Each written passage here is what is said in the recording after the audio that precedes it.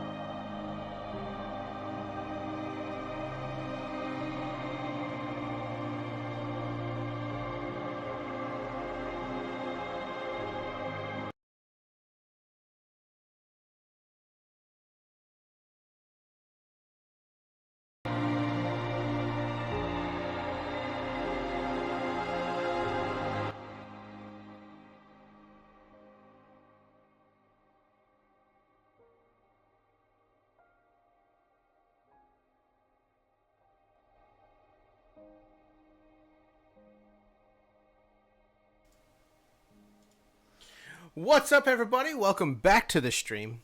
So good to have you again here today. Today we're running a module for 5th edition D&D, a one-shot called Pest Control. I'm really excited to try this. This is my second session. I enjoyed our first session that we did. Got another player with us today, and excited just to kind of really jump into it. Got something a bit more puzzle based in some of it. Still got some fights. Well, with that being said, let's just jump into it and bring in the guys, and let's get started. Welcome to the machine. If I remember where my guys are at. There we are. Hey! Once again with me is Draco and McCheeto. Back again. I don't know if I can hear them or not, if I have to turn them up on my Discord. Hello. See, Derek comes in through, like, I always have to boost up McCheeto, because the guy's Like a wrecking ball. Oh my gosh. Well, okay, so I have a condenser microphone over here that I'm using that's just slightly out of frame, and so I wanted better audio because I was listening to the VLOD and I was just like, yeah, this sounds horrible. I have better quality standards than this.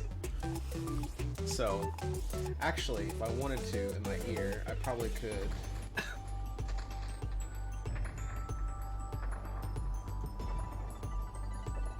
I could probably boost McCheeto. No, my Discord audio is up. Oh my gosh, need to get him a better mic. Ooh, me? Yeah, you. Fine. Eric can hear me. I have to boost you up. So, today, we're playing a little module known as Pest Control. And here in a minute, as soon as I find my music, we're going to open up the scene. I'm hoping that Taktar can join us here in just a minute. But, oh gosh. You know, I went archaic with it. I actually printed up a book. I printed out the module, and I freaking left it on my bed. Give me just a second. So prepared on this stream. Oh no, I did bring it back. Here it is.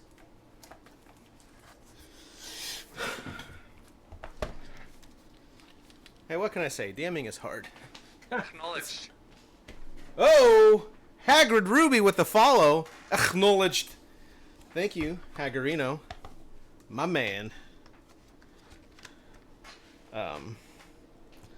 So. Really want Tack to be here, but that's okay. He can just be in he can just be in the back right now. Oh, we need to get Groovy in here so we can play some groovy tunes.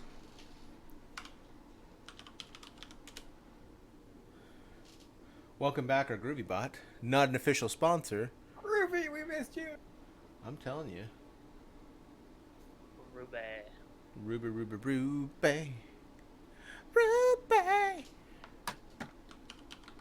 I can't say if you're saying Ruby or Ruby.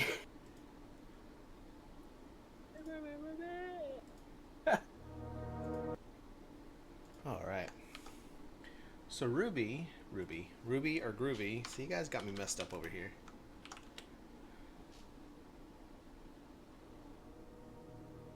So,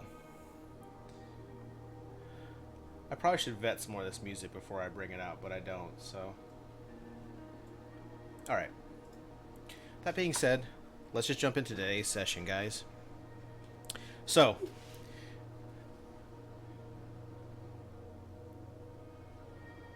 as you're sitting there, you feel the cold wind come on you. You're in a cart. Your hands are bound. And things are kind of blurry as you start to make sense of what's going on around you. Your eyes slowly open, and you see that you're in a cart. Guards are all around you, and you're not quite sure what's happening. You struggle to remember why you're in a cart and where you're being going, and more importantly, why your hands are bound. You're on a forest road, traveling most likely to a town. You can see to your left in the distance the smoke from various homes. You're in trouble. You don't quite remember why you're here, but most likely it has something to do with your guys' past. A guard yells to open the gate as you guys get closer and closer to the city. And as you guys pull in to a big halt, you see off in the corner a big large man in a tattered robe hood with a large axe. He has just finished executing the people for the day. A huge sinking feeling hits your stomach as you wonder if you're next for the block. All of a sudden, guards come to rush and open and drag you out from the cart as you stumble about, and they pull you not to the chopping block, but inside the inside the jail. As you guys are drung down the stairs, you see two guards at the door, and they throw you in cells. As you look around, I probably should have had these put together, but there are four of you. A big portly guy stands about a good 6.5 foot tall, who smells of strong alcohol, and there is a ruddy mountain dwarf, as well as a male wood elf, and strangely enough, a deep gnome sits in the corner. They untie you as they throw you inside rather roughly. You guys hit the ground pretty hard, and you're left to sit there wondering what's going to happen to you. So, as you guys sit around, you have a look at one another, and various rumors start coming to your mind about the people that you see.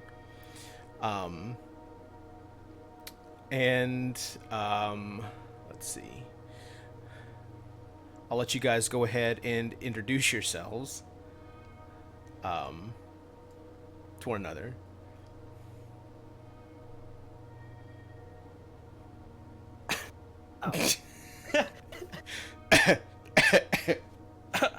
I am Nadar of the Wood Elf. I have lived 102 and you are such a child. Sorry. What strikes you about this wood elf is that for some reason this guy is known to you. Rumors abound that this haughty wood elf has there have been claims that the man has died before, that he's lived in his own mind long enough to see the end of time, and a wild rumor that he's visited the center of the realm underground.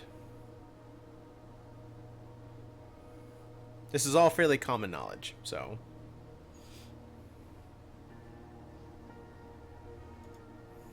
And who might you be, good sir?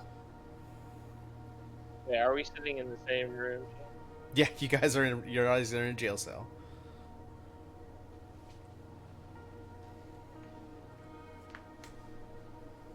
What's your name again, Derek? Nadar.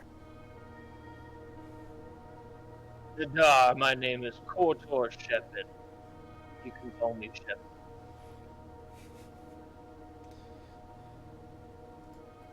Have you any idea why are we here? I do not. So what strikes you about this little deep gnome? It comes to your recollection pretty quick that this is a fabled vampire slayer. That like story surrounds, like he has all the hallmarkings, and these rumors start to come to mind. You're like, oh yeah, and how he survived a 100-foot fall into a chasm to search out these creatures, and see justice being made. So a man of his own, well, I guess a deep gnome of merit. My word, sir, aren't you the gnome that fell down more than 100 feet and survived? Well, that may have been an exaggeration. Always loved that story. However, my family comes from a long line of miners, and we do hold some aristocratic hold, but I have left that behind me to go out on an adventure, and I seem to have found myself in this place. Last I remember, I was at war with one of my people's enemies, but I don't remember much after that. I would seem to have lost some of my recent memories as well. Who's this third character? So on the floor, who hasn't awoken yet, is a ruddy-looking dwarf, a mountain dwarf by the look at him. He looks more of a nature lover kind of aesthetic, right? And he sits there. He's asleep, most likely wild hair. And from what you can tell, that he's been seen around the area. And you quite kind of question whether this is the Mad Dwarf. That people say he could possibly come from royalty. That he's allegedly, in his own words, has had conversations with a cactus. About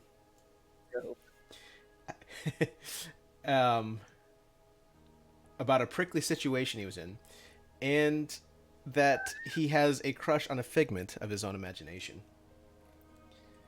Indeed. So his mental sanity is quite questionable. Us royalty have to stick together.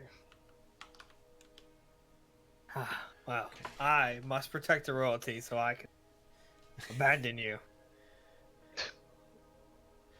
Remember, you guys are all in jail. You have no idea besides these little sparse rumors. Okay. At this point, door flings open, slams against the wall.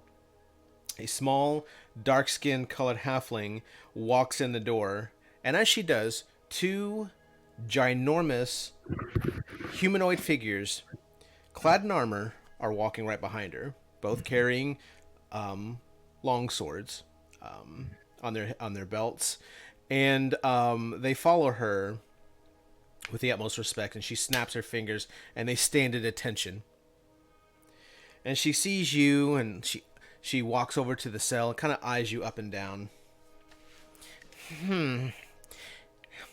Is this what I have to work with? Oh, well.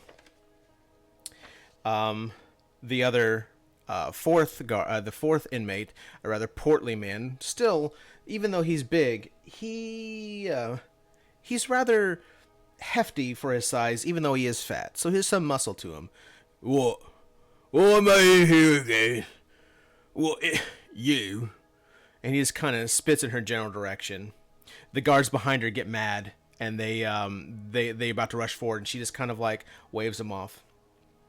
She opens the cell and tells you guys to line up. She walks over and she kicks the dwarf, Takdar Warroot, and just yells in his ear, tells him to get up. And hey, get up! Welcome, Tak. Hope the grocery put away was really successful. It was, and the frozen daiquiri is just as successful. Hope you bought more pizza rolls. Pizza roll. Hey, Good. You can't have D&D without pizza rolls. Jenna lights you up and starts explaining your situation. Well, she tries to anyway, and the big portly guy walks over, is like, I'm not supposed to be here. And she's like, she snaps at him, just says, quiet! We have things to discuss. And she kind of is like, or what? Are you gonna do something? And she's like, come here. And he kind of bends down. It's like, a little closer. That's right. Yeah. Whoosh! All of a sudden, you see this little halfling go into action. She headbutts this huge 6'5" fellow, probably weighing 350 pounds, breaking his nose and sending him back into the cell. And she looks at the guards that just about move forward, but before they can even move, she's already taken care of the situation. She's like, well, I suppose we know who's going to be cleaning the toilets for the next month. Lock him up. The guards come rush behind him and lock the door, and she looks at the three of you. She explains that because of your particular situations, that they don't have all the evidence together, but a sentence has been handed down. Reformation via extermination. And seeing as how you've seen the executioner outside, you kind of wonder what this means. The city has a rat problem. And what they have done is they have had people that have gotten into trouble to help take care of it. So, she says, so we have a bit of a rat problem, and you guys are the solution. You guys have 1 month to fill 4 barrels full of rat scalps or carcasses, to be approved by the city's executioner, whom you've met outside. Alternatively, if you were to find a solution to our rat problem, that'll also work as well. So, having said that, she snaps her fingers yet again, quite fond of the finger snapping, and another guard comes in, and around his hand are several metal bands. And this guard works to put these... Is one of them named Metallica? No. Sorry, you said metal band. My bad. Methuselah, actually. Common mistake. As she walks around and she snaps these metal bands and these pins in your arm, around your arms, she explains, these mark you as criminals and in service to the city. Now, one important note, destroying or removing the bands is a crime punishable by death. Since your faces have spread across the whole entire kingdom, running away won't do you much good either. As you guys have a moment to process this,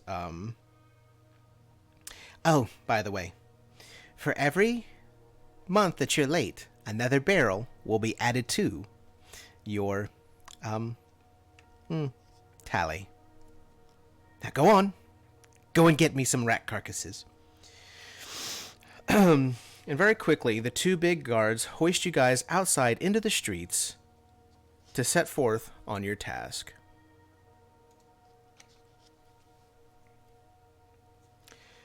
Let me switch the music up.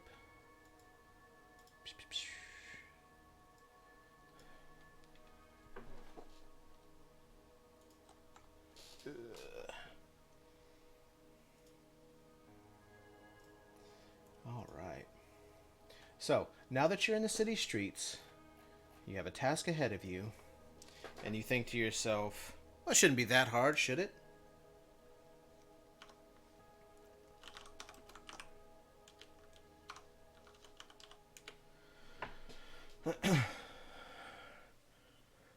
It's early morning about this time, and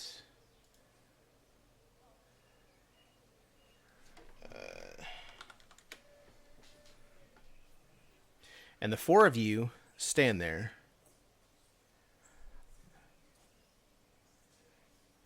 Now, I have an idea. okay? They want us to fill these barrels with rats. Why don't we plump them up first so it takes less rats?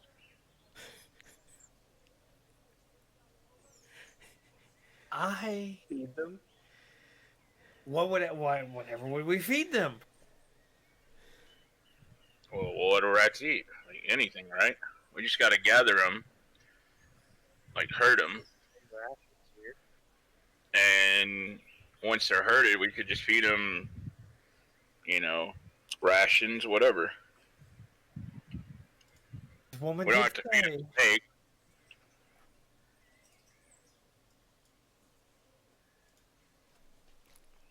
As you I guys was sit, the pers- go ahead, Derek. I would like to know why we are all in jail in the first place to even be forced into this punishment. Yeah, that'd be great for my character too. I didn't know that. I didn't know I just joined, so. No, that's fine. It's basically the Skyrim intro, but we're having to face rats now. So what initially what ended up happening is you were caught for a crime, but they didn't quite have the evidence, so they are allowing you to work it off. So whether it's a false accusation or not, you find yourself in a circumstance. They caught you out in the woods, and so now they're just kind of that's a situation you find yourself enthralled in. So it's our word versus theirs. They're the magistrate, we lose type deal. Pretty much. Gotcha. As you guys stand there discussing this, you hear a loud, boisterous sound. Get your hands off of me! And thrown into you is another stout dwarf. And it's as though, well, he's in trouble yet again. It's like, no one puts their hands on Loch Branham. And so you turn around to see this little twitchy dwarf who is you're not sure what to make of him at first. And he's like, he turns back to him and says, "Those rats are nice, unacceptable." And the guard gets into an argument with him. He's like, "They're not even a full carcass. There's not even a scalp here. Stop. Go out and collect a real rat and stop trying to trick us. And don't you be thinking about fattening them up again. That didn't work last month and it won't work this month." And so, all of a sudden, you stare eye to eye with a dwarf, and who's dragging behind him a barrel that's barely filled. As you look inside the barrel, you notice that the amount of rats that would take to fill a whole entire barrel, let alone the 4 that you need, is a very daunting task. He sees you guys and had been in the office as you've dealt with this whole situation, and so he walks up to you and says, "God, am I right? I tell you what, how are we today? 4 barrels. That's a bit of a tricky situation. Tell you what, I'll be happy to work for you, no charge. I'll carry your carcasses, and perhaps maybe we could help each other." I'm thinking, OC here, that if there's enough rats in this area to fill 4 barrels, they have bigger issues than rats. Like, there's a lot of unsanitary stuff happening here. Oh, there's definitely an explanation. Which, yes. Why are there so many rats there? Yeah. Why did I'm sorry. More importantly, why would they force people to find the rats for them? I haven't got a clue. It's really weird, isn't it? The rats of Guinea are... How do I put this? They're a lot smarter than in most other cities. Most people have tried to put down traps and other things. It just doesn't work. They chew through it like they know what they're doing. It's crazy, isn't it? Sounds like a mystery is afoot here. How long have the rats been here and you've been trying to catch? Well, the town of Gunner has always had a bunch of rats. There's no mistake about that. But it only became a problem about a few years ago. I just started welling up everywhere. Some people have tried to use their dogs and pets to ferret them out, right? They never return. The rats ate the cats and the dogs? Oh, couldn't see. There's not enough left of them to know. Fair. Are we still in the jail cell at this point? I think You guys are outside the jail cell on the street. What's around us right now? Let's see. The town of Guinea has it's a fairly mid-sized town. I don't believe I have any pictures. Actually, I do. Question, did they give us back our equipment or did they take anything from us? You guys have your equipment back, yes. You guys have been branded, so therefore you don't have to worry about, like, yeah. So we have gold and other resources still. So if you look at the, I guess you would have to look at the stream to see it, but I have pulled up a picture of Vienna, a fairly decent sized town. Let me know when you guys have seen it and I can move on. Yeah, I've seen. I see it. Yeah, I got the stream up now. Okay. And as you guys go in a bit further, you can see that this, it's a fairly bustling city. Taverns are plenty there. So, wow, these are really good sound effects. So as you guys move along, as you guys stand there, it's like, Well, there's no sense in just standing here gawking in the street. Shall we get a drink? The dwarf asks. Locke asks. I know a nice little place down the street here. Come on. I'll tell you more about it. Follow him. As you guys... What's that, Chris? I think we all agree to go together then. I agree. Yes. Yeah. I don't. As you guys walk down the street, you make it to the nearest tavern, and you see a whole bunch of people inside. You know, on the streets, there's rats by the sewer gates, and they just kind of look at you and before running back down into the abyss of the sewers. Acknowledged. Whoa, gotta follow. Hot diggity. Takdar's now following this Tack. This guy over here. Once you guys make it to the inn, or the inn and bar,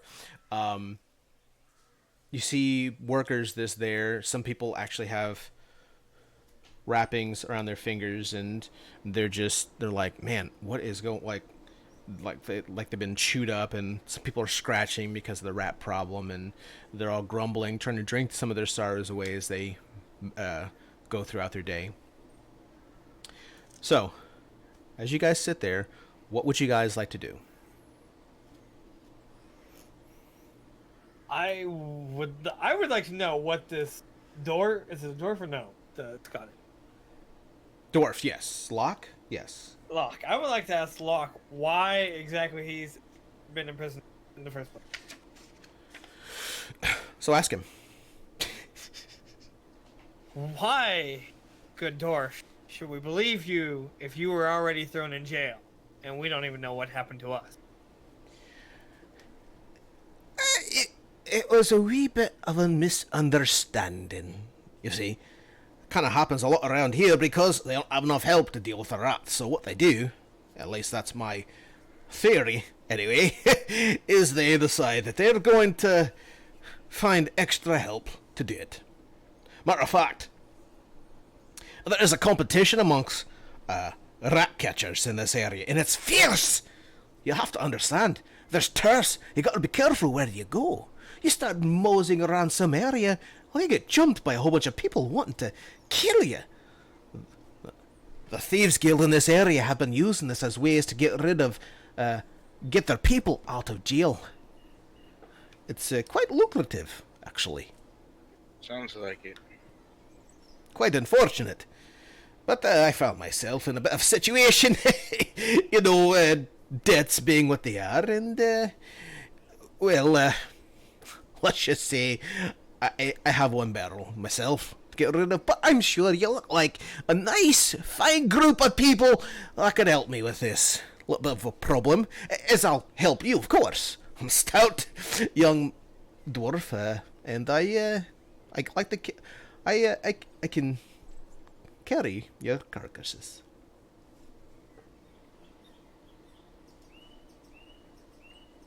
Can I? Is there? Oh, go ahead. You go ahead. No, after you, Tark. Is there is there like a barkeep or something? Sure.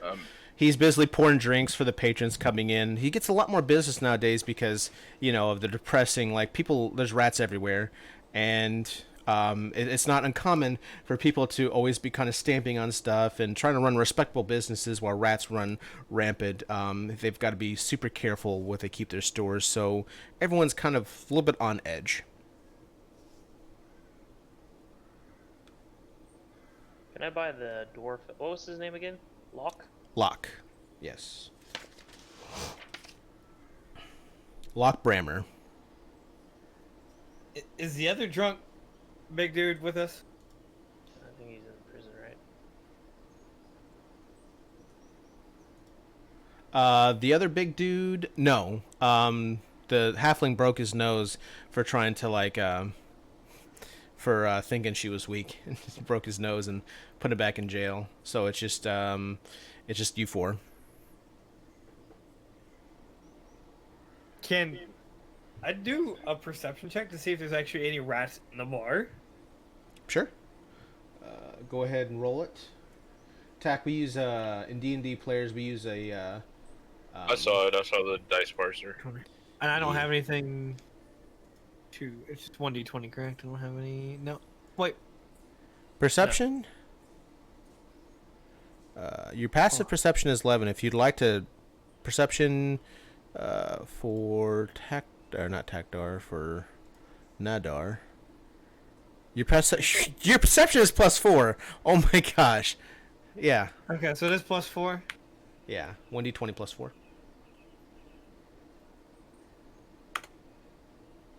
You mind if I roll the same thing?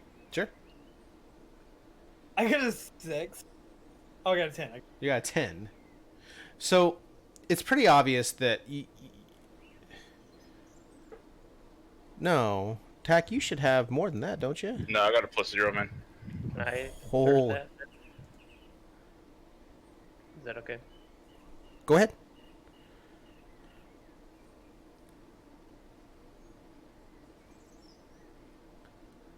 I know that we're in a bar. That's where my information stops. So, a lot of you guys see pretty much the same thing. You notice that as you just look around and kind of really take in the scene, what you do see is you see like around the bottoms of legs of the table there's rat fecal matter that they've tried to kind of clean up, but they just can't seem to keep up with it. Ever so often, you'll see someone stamp on the ground, and they'll take the rat and they'll put it in a bag.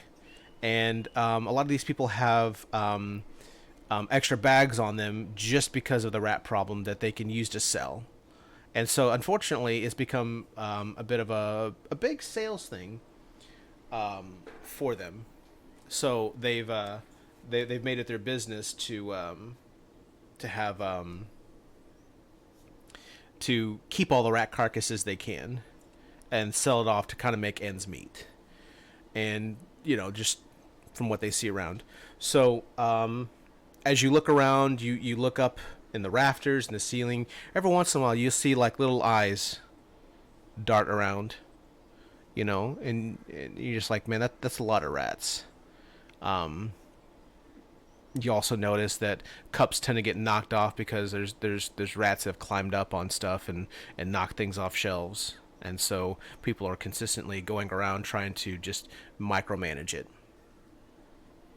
So you definitely noticed, especially when you're on the streets, you notice that there are tons of rats just kind of skulking around, more so than what you normally would see. You would see people run after the rats, kids even running after the rats to try and, work to make a little bit of extra money for the house. Oh wow, so it's like those people that catch the alligators, but it's all the way down to the kids. Yeah, it's pretty bad. Sir Locke, you did say that the rats were unusually smart, but they come into bars and are able to be stomped on? What can I say? When you've got that many, it's quite a problem. They've grown a lot more bold, I will give them that. And most rats hide for themselves and try to skulk about, but I start to think there's just so many of them. They're everywhere. How have you been catching them, Locke? Hey, my OC information here. Like my characters think, or I'm thinking like this would be a great time for Arthas to purge this city. Thank you, Hagrid, for pointing that out, bud. I appreciate that. I forgot that it blocks the rolls. Gotta put this crap to the side.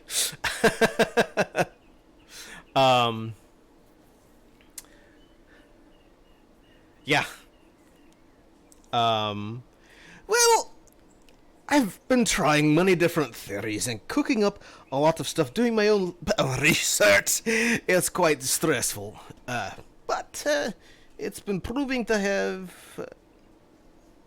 a bit of success. But not quite as much. Is there any way I can glean anything from a nature roll about these rats? Go ahead and roll a nature check then.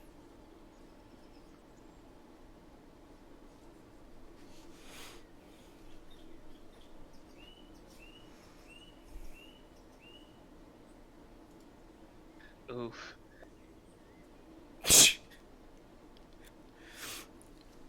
Basically a 1.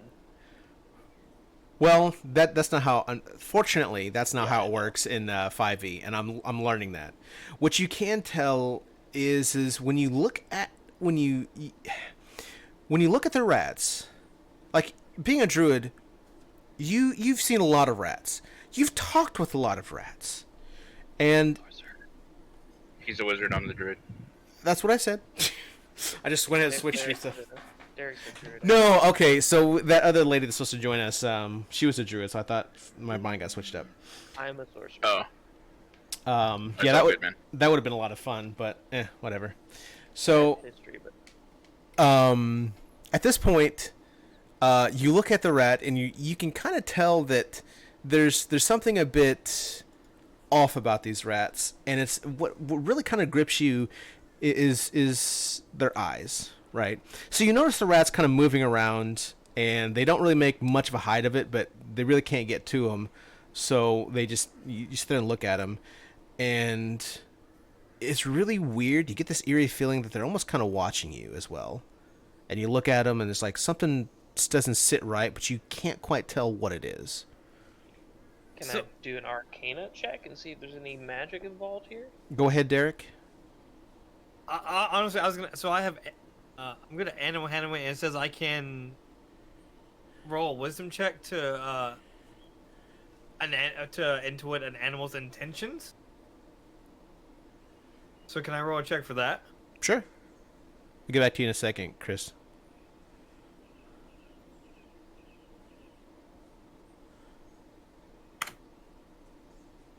$20. 20. All right. As you reach out to them, you're really convinced that there's something not right about these particular forms of rat. These rats seem to be moving as part of, like, their movements just seem really off to you. Most rats are just kind of individualistic by nature. These rats seem to be moving. It's really weird to you, but it's almost like they're part of a collective. Like their movements are more indicative of bees, not rats. And you notice this, and it really kind of just, if there's something controlling all the rats in the city, the notion in and of itself is rather disturbing to you. Good freaking rolls, man.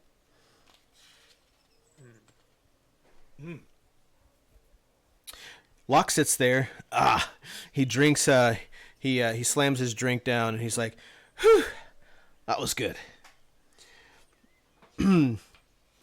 So what he pulls up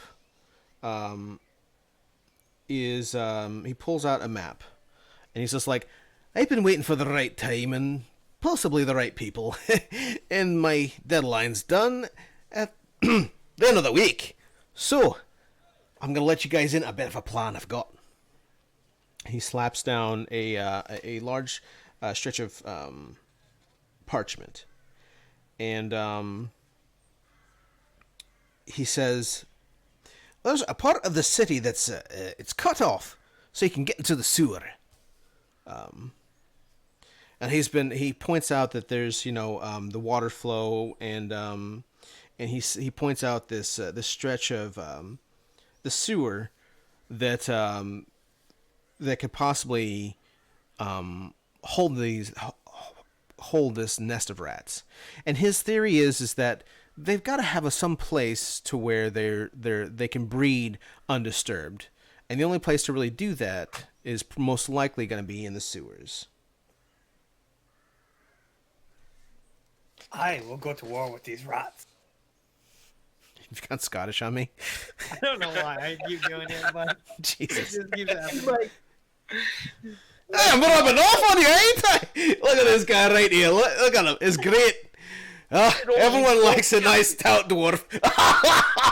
And he gives a big belly laugh and slaps you on the shoulder. It's quite infectious. Okay, I'm done now. I just hope I'm not too loud on the mic.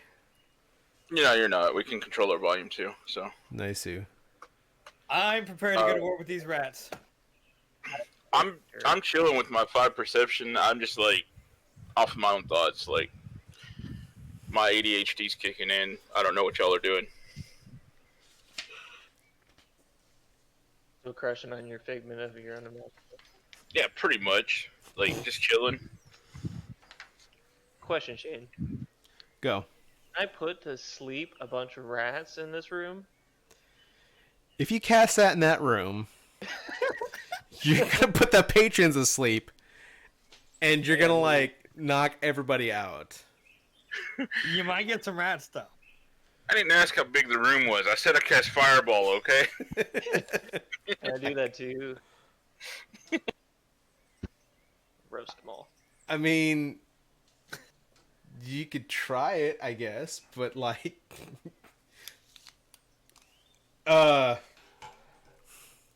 mean, if you burn the whole entire house, the whole entire thing down, like, Oh you're no, gonna... I don't have fireball, man. No, Chris, I'm thinking. I do. I can do it. We're having roasted rats for dinner, boy. I mean, if that, I could do Thunder Wave too and just knock everybody back. I'm about to go on war with the gnome and a dwarf, apparently. And you're wondering how you got to jail to begin with. You're wondering. Freaking bloodthirsty. I'm just curious. If I had nuclear launch codes, and I'm just curious if I push these in. Oh. Oh my God. I don't want to kill everyone. But I would like to know if putting them to sleep would get them. I mean, it's yeah. Everybody get their barrels ready. I mean, what are you gonna? They're gonna. I mean, okay. Where are you gonna cast this at? So we're in the bar, right? Yeah, you're in a bar. Yeah. How many people are in here? Probably about 20, at least, including the well, not including the staff, so maybe 25. Maybe we should just go to wherever they're. Lock, where are most of these rats at anyway? He just got done explaining it, or most likely in the sewer. You want to go there, guys? I am ready to go. I was actually going to suggest looking in the sewers earlier, but there's no need now. Freaking bloodthirsty. It was just an idea. It's just an idea. I mean, I don't like that a guy cut me off in traffic. I mean, I guess you should just stab him. It's an idea, right? No, okay, yeah. I have a question. Go ahead. Say he did try that. Is there a way I could counter, like, where he tries to do it, but I, like, restrain him from doing it? Grapple me? Yeah, like, I see you go to do it, so I go to restrain you, like, where I will have to roll something. You guys, if you guys want to do that, you guys have to roll initiative so I can see who's going first. I mean, because that would be my plan, because I'm pretty sure that's an unlawful action and a stupid action, and as a soldier, I would not allow that. You'd have to roll initiative to see if you caught him in time. Okay. I just want to make sure there's something I can do if this happens. Oh yeah, if you declare that you're gonna do this, okay, I vote we go to the sewers. I'm okay with that. What'd you say, Cheeto? What's your character's name? Tactor. Oh yeah, okay. He made it real simple. I appreciate it. All right, let's go. All right, so we're going to the sewers. Lead the way, Locke. Do you have Discord pulled up, Cheeto, or his stream? You should probably pull it up if you can. I do. Wait, I have the stream pulled up. Oh wait, I was gonna look at something. Can you change your name? Who? Yeah, in your Discord. In your Discord, like, so we could all be like put our names in there, so we all know each other's names now.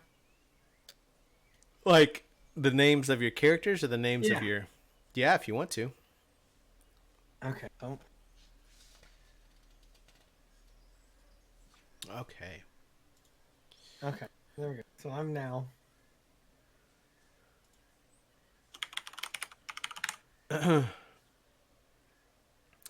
So, you guys make it down to the sewers. And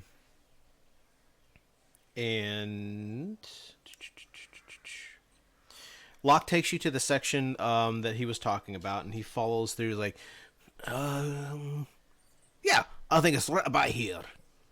And at that point, he pulls out a cylindrical object, and he sets him down. And near this, near a portion of the wall, and he uses his his flint, and strikes makes some sparks, and lights this thing on fire, and kind of hauls tail backwards. All of a sudden, you hear, naturally, a bit of a huge explosion. Your ears are ringing, and you hear when you can hear something. It's nothing but the sound of a bunch of skittering feet. Let me pull up. Let me change the music. I can pull this up. I got a question, D&D Beyond related here.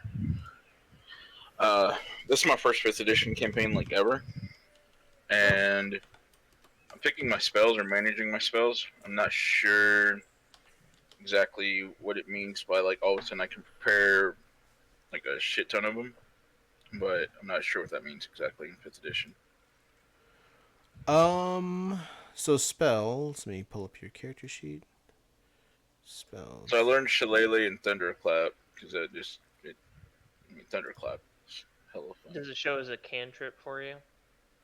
Yeah, both of them do because I have technically 0 first level spells, but I can cast 0 level spells, as first level or whatever. Yeah. But like over on the sidebar, so it's got those 2 as learned, and I can remove them. But everything under there, it has an option to prepare. Oh, okay, I get you. So is that just because it Well, I makes sense think- to have cure wounds? You know what I'm saying? So Yeah, if I remember correctly, are you playing a warlock? Is that no, I'm a druid. okay? It may because I know cantrips you should be able to know and can use as many times as you want, depending on like duration. I think. Oh, I see what it did. So it put Shillelagh and Thunderclap as cantrips, and then I was able to prepare 2 more spells, first level spells. Yeah. Go ahead and click Yeah, out. okay. Go I got ahead and there's these slots or whatever. You don't want to unclick those, and that's just those little dots that show you that you can Should be take. how many you can actually use, right? Yeah, when they're unchecked, you can tell how many of them are used and unused. Used and Oh, unused. okay. So when you use it, you check one of those. Okay, gotcha. Yeah. Okay. It'll just help you keep you. Yeah. Is it Got it. correct if he has a prepare option? I think that means you still can like switch later on to certain spells. Yeah, You yeah, I can prepare remove them. today and Just then prepare the other one. Yeah, it's daily yeah. or upon rest. Yeah. Yeah, for me as a sorcerer, I only have like whatever I select, and then I can cast it however many times. I could be wrong. I don't remember though. No, that's good. Speak with animals. Oh, that's really gonna be yeah. Speak with animals. Who can speak with animals? The druid. The druid. Wow. The guy who lives with animals. What happened? I can pretty much just electrocute everything, or put them to sleep. I'll cast fog while you do it, so it looks like a thundercloud. I have fog too. Yeah. Well. So. As you let's see, pass into the sewers, you notice that Locke's theory seems to hold true. Oh wait, did we? Yeah. You guys make your way through the passage, and you see a rusty ladder that takes you down even deeper into the sewers. So what was the explosion? That was Locke blowing a hole. Oh, okay. Yeah. And you have dynamite? Not exactly. Can I even be going in the sewers at this point? Like this is very unlawful for me. I feel like Going into the sewers? after blowing a hole into them, do they just have sewer holes? Yeah, Well, I mean, you are at this point you are I wouldn't say it's I guess it is a bit of vandalism if you want to put it that way. But I mean, all things considered, I you know, it's here's how when it comes to law versus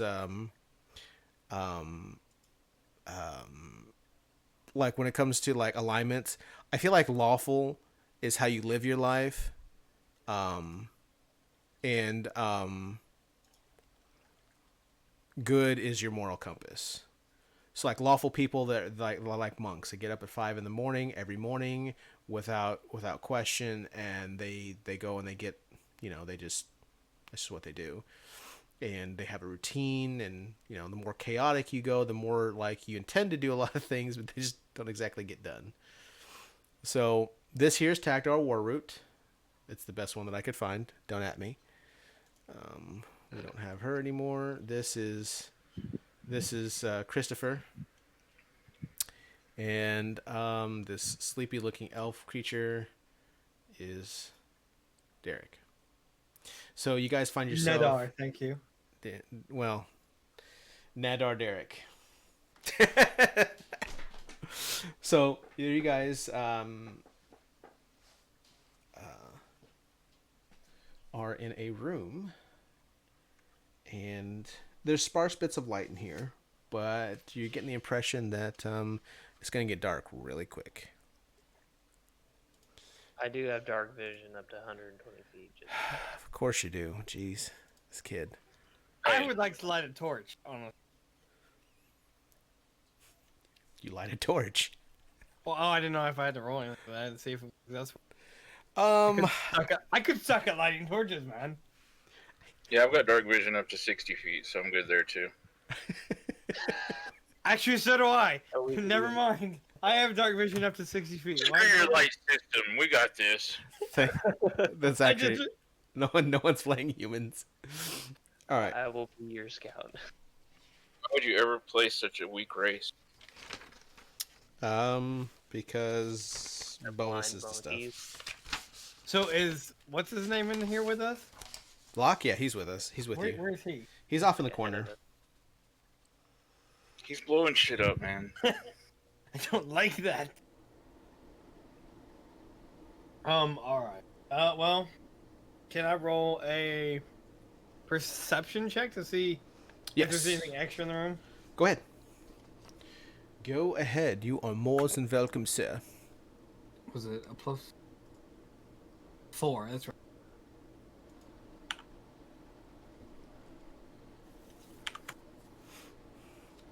Jeez. 19. Okay, so with that, what you notice really quickly is that there is a exit to the room that you're in, hidden behind some moss. So this little exit down here, which, holy crap, you can't really see. That's my perception, dude. I figured I'd re-roll since we, different room, different area. You both the dwarf and you notice the room. Notice the exit to the room towards the bottom here. Just re-roll that. There we go. Just trying to morbid curiosity here. There's not like a Triforce symbol on the ground or anything like that, right? Let's see. With that roll, there's no triangles. But what you do find is something really interesting. Even though it is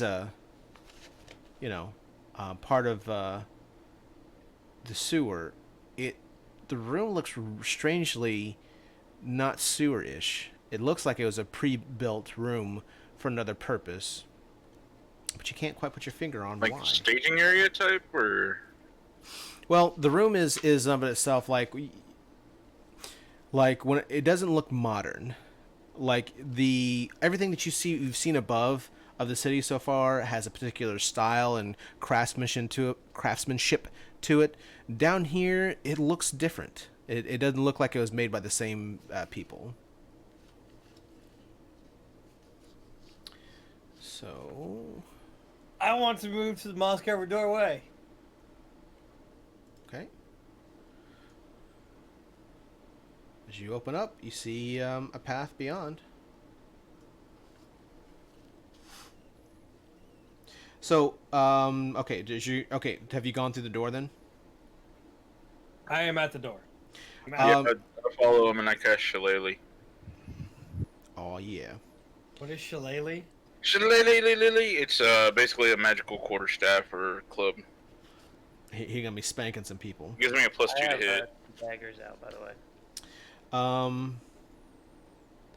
So this is an immensely my- high room that faintly echoes with the waterway of Guiana rushing above it. The stairs. Were there rats in this room? Out of curiosity, since we're here for rats, No. Strangely enough. we're in the wrong place, boys. When you heard the explosion, you heard a huge amount of rats skitter about. So most likely the rats in this area are scared off by what happened. Warlock, are we sure we're heading in the right direction? I think I might have overdone it with the gunpowder. It might have scared a bit of them off. But you can see there's fecal matter everywhere. Look. Just have a look. And you do notice that aside from the loud explosion that most likely scared a lot of them in the immediate area off, that there have been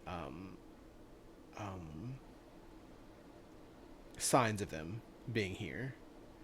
As a matter of fact, you also do see rat bones as well. Can I collect the rat bones real quick? Put in my barrel? Sure. Wait, are we chucking this barrel with us? Well, it's a bag, but I mean, Oh, okay. I was just curious, sorry. Out of curiosity, how many do I get?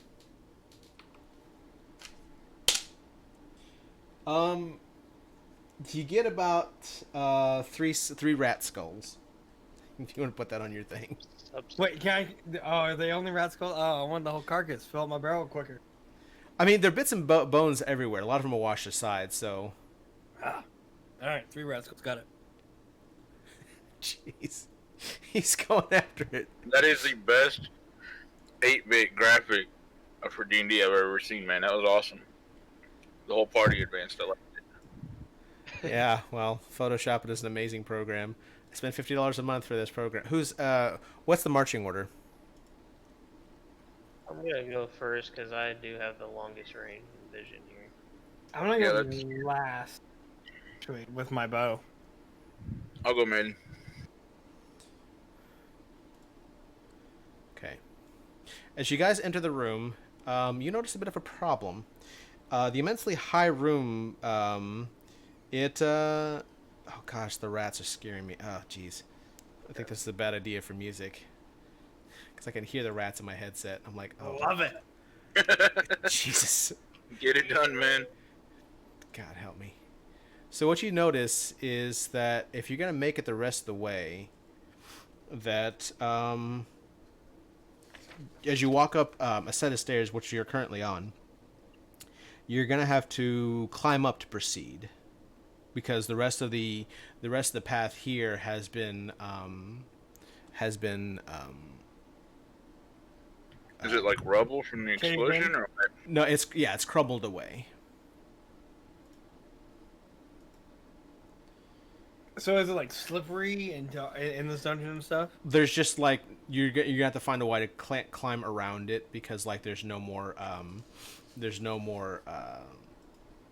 stairwell's gone.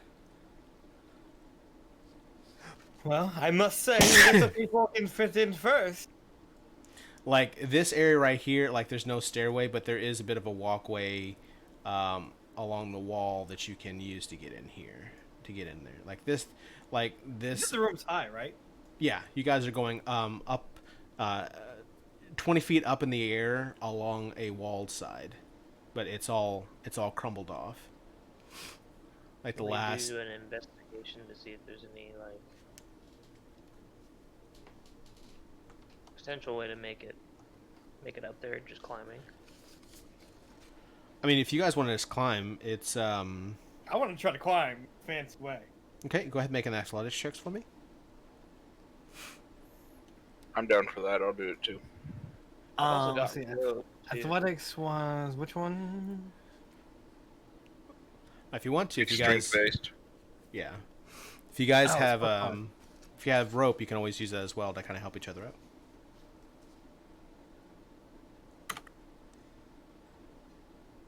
Okay. Tack and Derek don't have a real problem with that.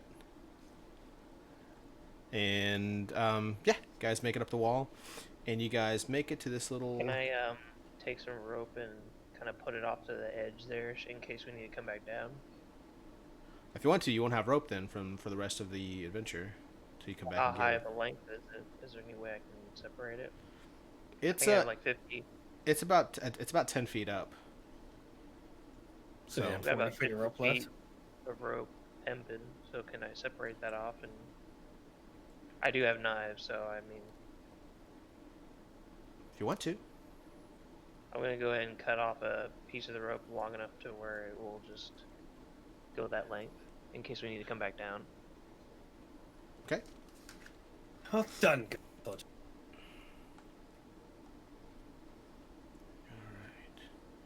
Was there anything I needed to attach to? Like, I mean, there's just rocks around actually, so there's no, there's nothing much to really. It was just a wooden, a stone staircase, but some of it has been just been crumbled away. So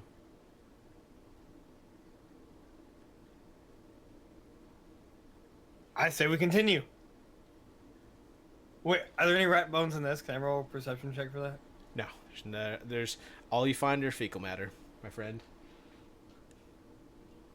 Then continue on, I say. All right. So as you guys, you see a waterway coming out here, and I'm trying to get to a little. As you guys make your way through, love my little graphics there, Tack. Look at that. I love it. What's the little squiggly lines? Is that like a Showing water. This is the Oh, the water, water? but then as you guys go, you notice something that there is a blockage. Okay. Do we know how deep the water is, or do I need to roll something for that? It's probably about waist high, so about 3 feet maybe. Well, waist high for Waste time for me, yeah. basically. Okay.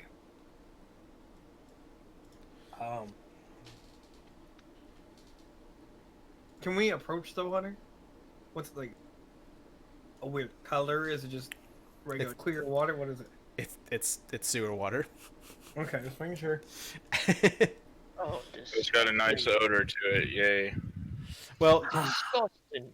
this is more like stagnant water because honestly Even better.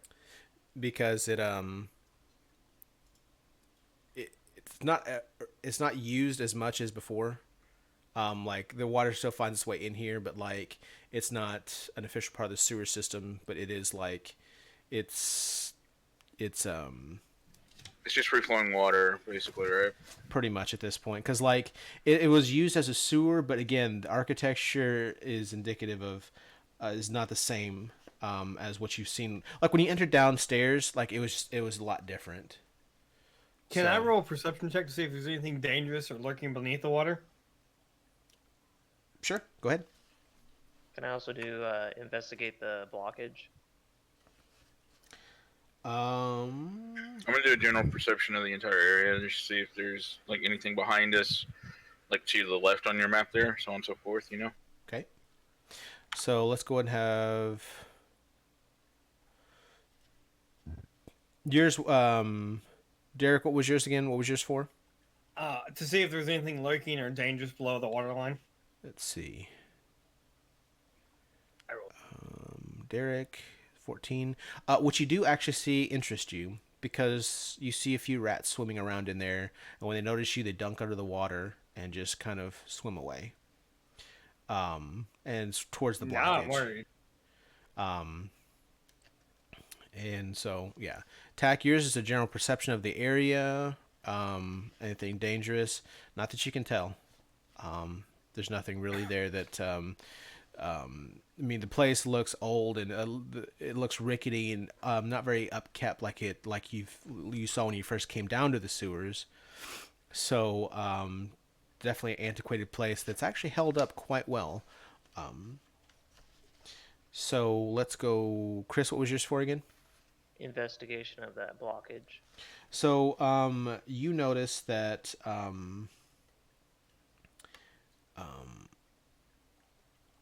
if you were to try and move the blockage away, it will take a lot of time and it might not be safe. Safe in what way? Like just the water coming back in? Um, Like what is the material that actually is blocking it? it's the stone structure of the sewer that's caved in. So like the ceiling bricks and stuff like that, like they've come down and they're blocking the way. So in other words, you might cause another bit of a cave in if you, yeah.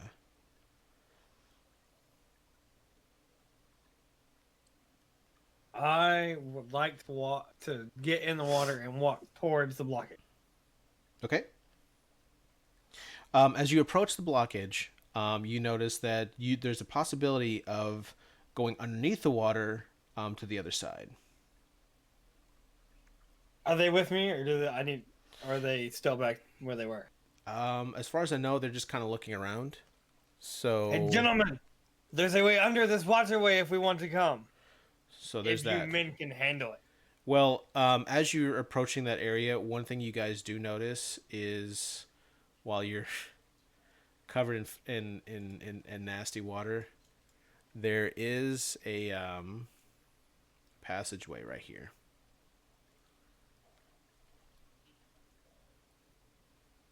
Does it appear to Rats be clear swimming of around? this nasty water, or like Tack, go ahead first. What? does that passageway seem to be clear of some of this nasty water, or what's going on with it? Like, what kind of environment is? Does it? So as you move close to this, it's the passage is overgrown. It's slippery with moss, and one thing you are noticing is that rats are scuttling around everywhere, and there is no light. But it's a passageway, is what you can tell. Who's the guy right next to me there? That would be Chris's character. Sheppin. Do we want to follow the rats there, or do we want to try to kill him first, or do you want to follow? I was gonna ask, are the rats still swimming around in this water? Not that you can tell, no.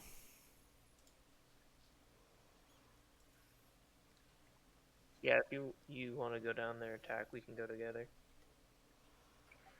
Yeah, let's do that. Okay. Because I was thinking, I don't know if my shocking grasp can electrocute the water and kill some of the rats, but that's why I was asking. Well, jeez, dude. Yes, it can. Oh, shocks the rest of us. Yeah, but you're freaking No, Derek's in the out of the way. water. I was gonna say everyone That's needs to get out of the toaster. water. Oh my gosh, that is hilarious. It's like, yeah, let's just kill everything. That's fine. Okay. So I'm farther down than they are. Yeah, you're further down. Are you gonna join them or? Like, You said I just could. You said there was a way under this in the Correct. water. Yeah, if you want to swim underneath there, you can. But your party looks like they're going down this way.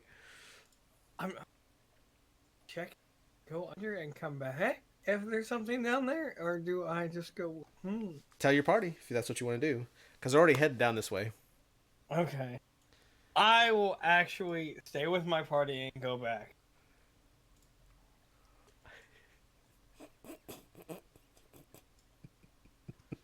So Haggard yelled at us in Twitch to not split the party. So I say we totally split the party then. I almost just did. I really almost just did. I mean, you could try it. Wait. So hold on. Did he tell us? Maybe I missed this. I'm doing other stuff at the same time. I apologize. Did he tell us that he found a way under the rocks? He did. Okay. Do we still have the rope? You have you have 10 He's feet got of rope. some rope. We all have rope. I Yeah. have rope. Okay. So why don't we just tie a rope around him, and the two of us stay on this side and hold the rope?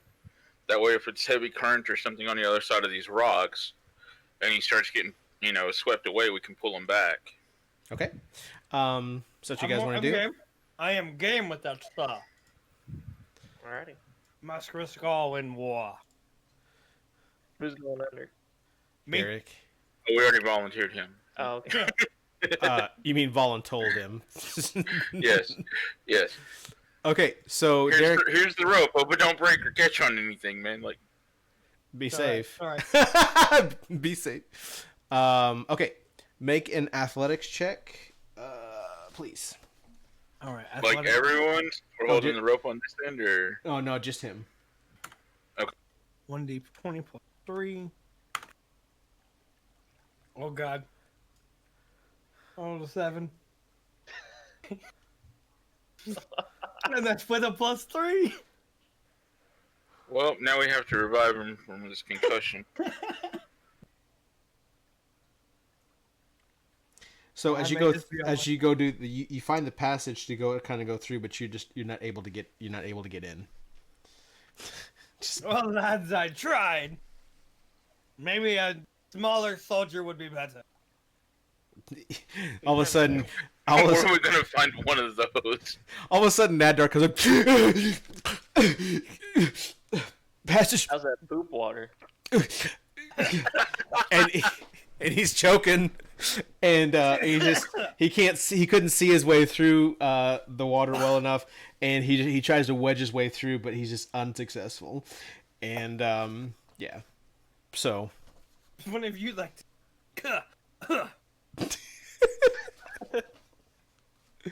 Hold on. Hold on. One thing. Let me think this through for a second.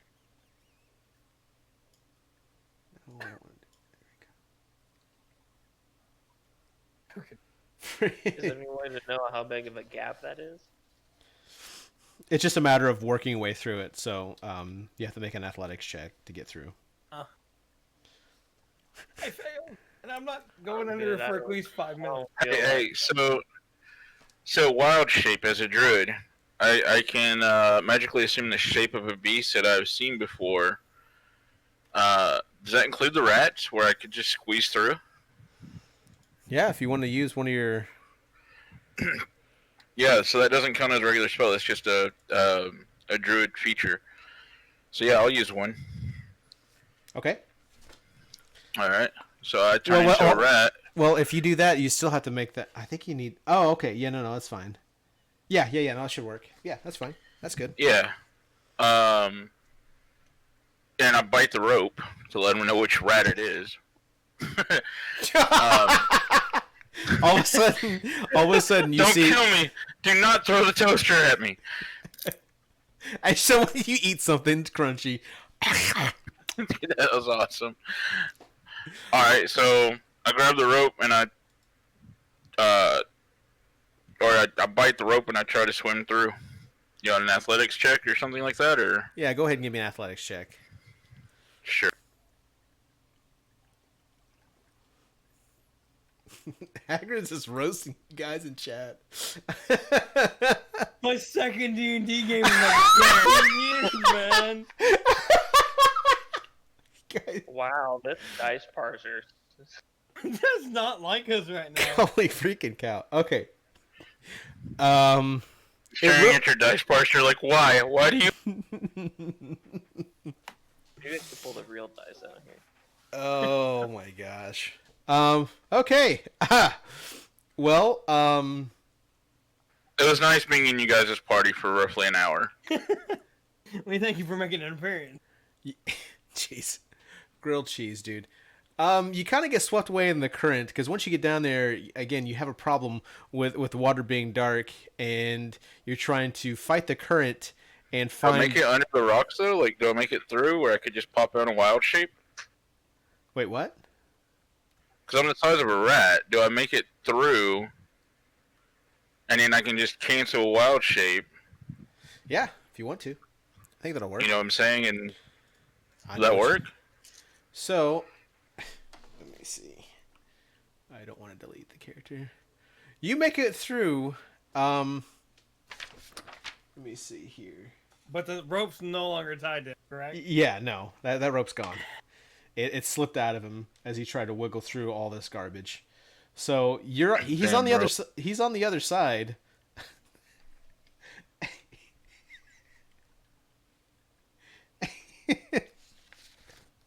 Can we make a dive after him? So now, You guys pull the loose rope back, and you're like, "Oh, what was his name again?" so you guys pull back the rope, and there's no there's nothing on the other side, but you hear through the rocks Tack becoming a dwarf again, and he just kind of raises up out of the water, and it's probably the first bath you've had in probably months. But What do you think, Pat? Cleanly druid, thank you. but you and your quarterstaff and everything are just kind of hanging out here on the other side now. Hey, boys, can you hear me? All right, we can hear you. What do you see? That's a great question. That is a really good question. Okay, so let me full size this. Get my eraser out. That's All right, you see a passage off to your left, and you see the trail goes on for quite some time.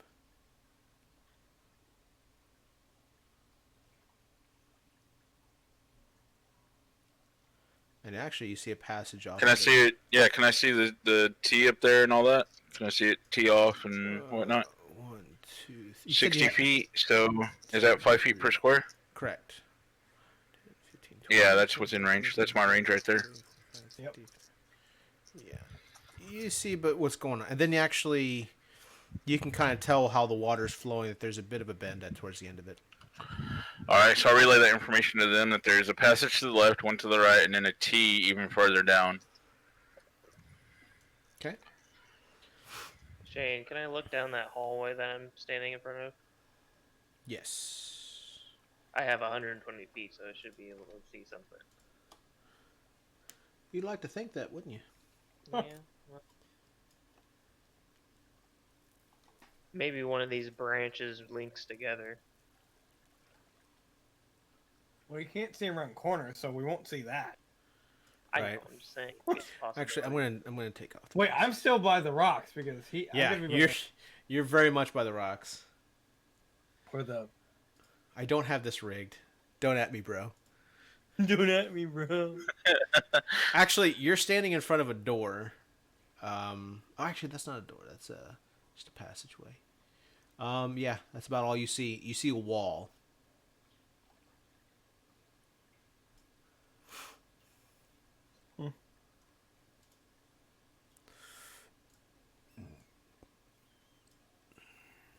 He sees a wall. He sees. Well, I don't know what. Actually, I know what. Don't know what he sees. Well, he told you what he saw, so you do kind of. Oh yeah, he did. McCheeto has it. So Can I look down that right corridor? What would be, I guess, my left if I'm pointing towards the wall? I apologize. Someone just rang my doorbell. Let me go get that. No, no worries. You're just chilling out here watching anyway. Yeah, yeah. So Kortor walks down the hallway, and eraser tool. And yeah, you see a heavy door to your. It looks like it'd be your left, and you see another door to your right. So it's just a hallway with two doors on the end. This is a very interesting sewer system, I must say. I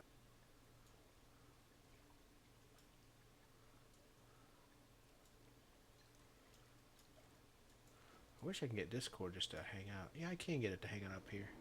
There we go. I have the dice roller hang up there. Nice. I have to use stuff. I have to same crap you ever do. I can't wait to fix my third monitor.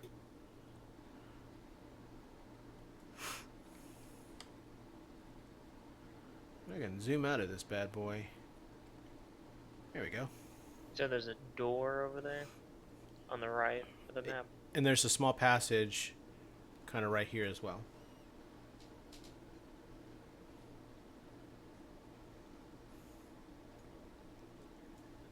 Well, Nadar, do you want to hang out over there? Do you want to join me? Maybe see if we can cliff around or come around and find him. Maybe find a connection. Splitting up in battle is never wise, but I shall come with you, my friend. As long as Tactar doesn't, get lost. All right. Oh, right. Jeez. Wait, I want to wait till he gets back because I want to yell at him to go right. Oh, I'll let him know. He'll most likely hear it, but that's fine. So you get out of the water and you follow up behind him. We go left. Right, if you're looking at the map. Should be the same direction.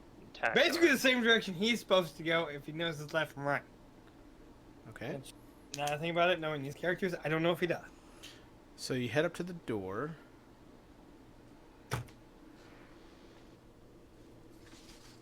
I gotta reorient my map so that I'm following you guys.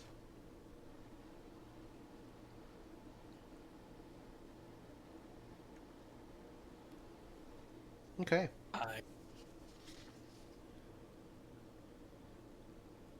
So, you guys push through there, is that correct? We're pushing it up to the door. We haven't opened the door yet. Okay. Well, it's a big, heavy-looking door, by the way. Do you have any good checks against spells and all, or anything? I like to check for traps, but... Roll a I can perception. Check for Arcana if there's anything. Go ahead. Roll it. You roll that, I'll roll regular perception. This is getting exciting. 20 plus 4. God, what in the world is going on? Oh, Can I do a perception check as well? You messed up your roll there, bud. I re-rolled it, Shane. It was an Arcana check. There's nothing arcana about the door. Can I do a perception as well? Sure. it's only good. 10. It just what you see. It's a heavy door. As you kind of just like lean up against it.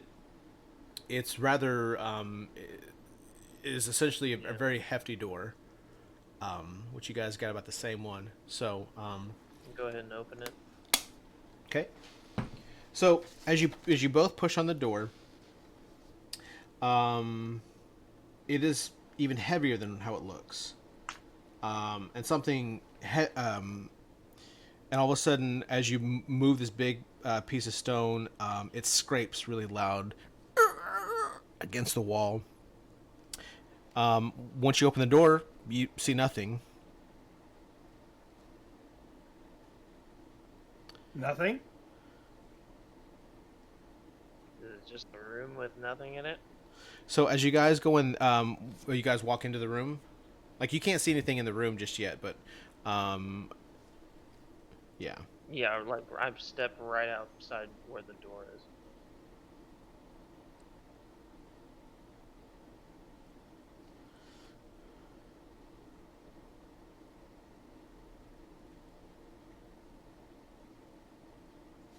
Okay.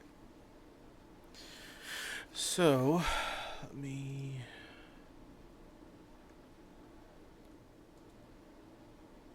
So as you guys walk into the room,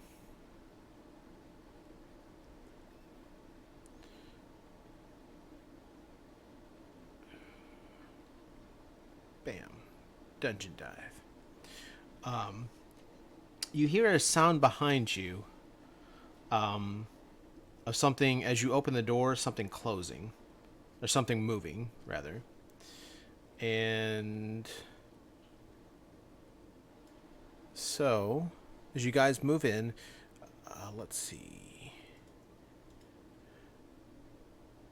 The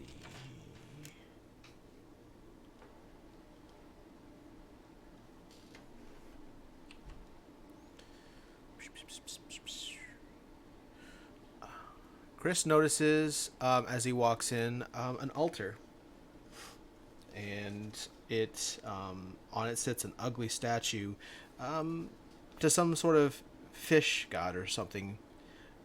The eyes, however, are emerald and about 10 gold in 10 gold worth of jewels. Now is that to where he's looking right now, and the other part is just dead end?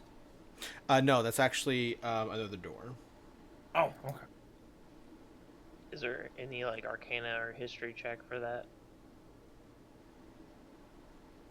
Or is that my relative knowledge of that fish? God, Relative whatever knowledge, statue? yeah. So, I'm assuming you're gonna come in there with him, but yeah. You're starting to get the impression, or well, are you rolling a history check? Yeah.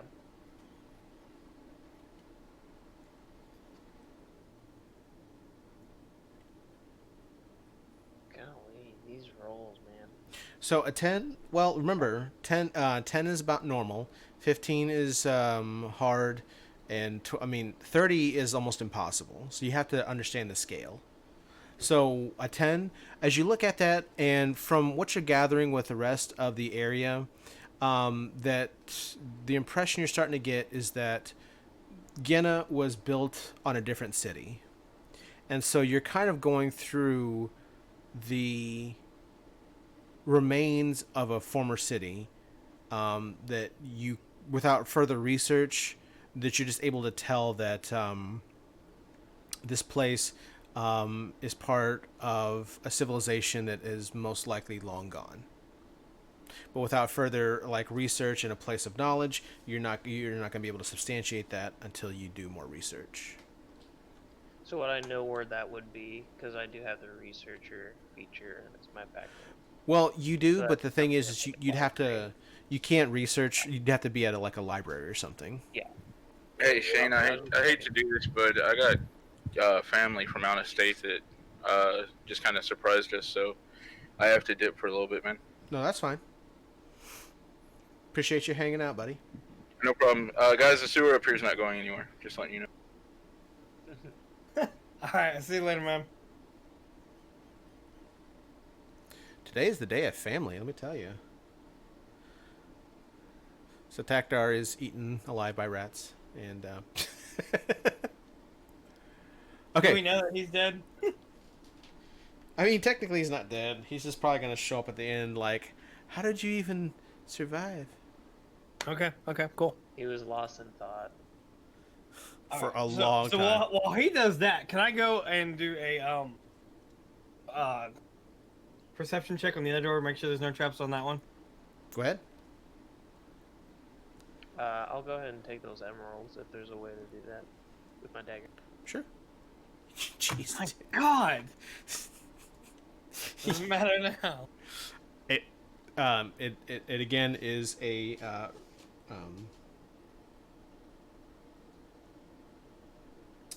it is a it's a door. Nothing Woo, jumps out at you as potentially harmful or malicious. Is the dwarf still with us? Not Takdar, obviously. Locke. But... Yeah, Locke's been kind of just mulling around in the background. Like he's just been following you guys at a careful pace and waiting to see what happens. I'm like to turn to him and be like, I thought you were the one that's supposed to be helping us. Well, where are we supposed to be headed is the question of Locke. Okay, so I'm gonna take Derek first. It's just like, and just who do you think is going to be carrying all the rats out of here? That's gonna be my job, isn't it? And while you're over here playing adventure, I'm collecting every bit that we could possibly use to fill our barrels. And you notice he has been just on the ground, kind of looking for whatever he could use to hopefully be used as a representative of rats. So while you've been picking up skulls, he's been kind of looking around after you guys have made sure it was safe, of course, and just finding stuff. He notices that you have the rubies. He's like, oh, there we go. If you want to, at a price of 200 gold a barrel, you could find a way to pay the mob to get you your barrel of rats if you need to. Which mob are you talking about? The Thieves Guild. I refuse to interact with those people. Suit yourself. And he goes back to kind of looking around for things that can be used for rat parts. Well, do you know which way we're supposed to be going? No idea. This place looks like it's been closed off for years. What exactly happened to your map, good sir? I never said I had a map. I said this is a stretch of the sewer system that's been blocked off. Like, these are records from when the city was built. I have no idea where we are here. We're just going to have to look around. Let's continue on with the door then. Then I'm gonna murder this freaking dwarf. I'm interested to see what mysteries lie in this underground city. Oh, sweet Jesus. Hit me. I mean, I do live underground. I've come from that background. All right. So, F for trees, open spaces. Not this horrible thing. You're the one that wanted to swim in poop water, so... Hey, sometimes you gotta do what you gotta do. God, no comment. There's so much no in the comment. pursuit of knowledge, maybe, but not for swimming in poop water. I am a soldier. Good. Okay, and so you I guys understand- go through the door. Yeah. Yep. All right. Is this door the same as the other one? Well, It's a heavy. I thought it was. It's a heavy door. Yeah. But, like, are there any markings? Like, is it just the same build? Yes. Cool. I'm just taking note. Same. All right. So, as Fish.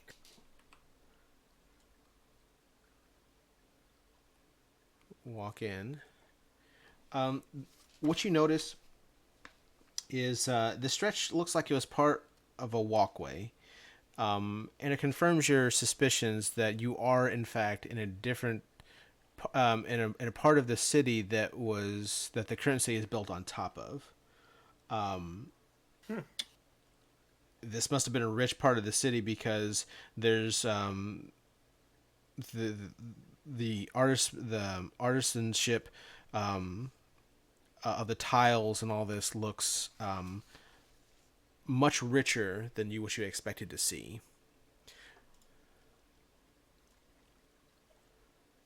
As you guys walk through, other than that, there is nothing. Bend in a door? Huh? No. Oh, sorry. Continue.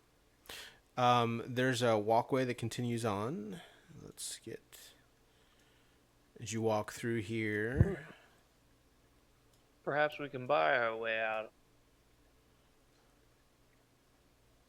Is that door right behind us? No, just the way you came from. This is actually a wall. Okay. It's a small divot, but it's essentially goes into a wall. What do you mean buy our way out of? There could be treasures hidden under here. Hidden under. You want us to dig to find it? No, we're gonna walk, genius. Said under. You guys are adorable together. I'm trying to play my character as well as I can. Same. Is that Casey? All right. You guys know, as you guys notice, like the tiles, it again takes you back up, around.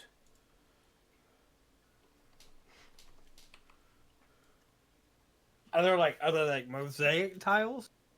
They're very rich looking tiles. I mean, you got your basic tiles, like but like you'd see like anywhere, but then you have the expensive ones that just kind of like why are these down here? Like it doesn't make any sense to you why these are down here. Okay. And I it's just make sure there's no carvings in there. right. As you guys come back through, you do again see a doorway, and as you enter through, what you notice is that We this find our dead body. no, you don't find Takdar's dead body. Good lord. You actually don't see anybody. So is that a wall down to our left? So to your left is actually the same rubble that you were talking about earlier, and you start to notice that this area is actually what Taktar was talking about. This apparently you've come up through the passage over there.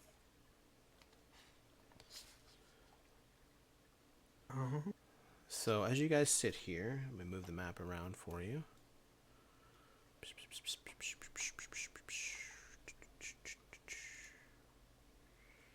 We're gonna just erase.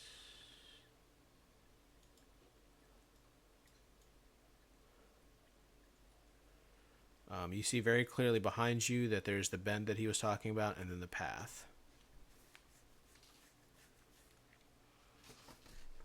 Do you see any rats around here? You hear them scurrying around, but you don't immediately notice any. I'd like to move. Go ahead.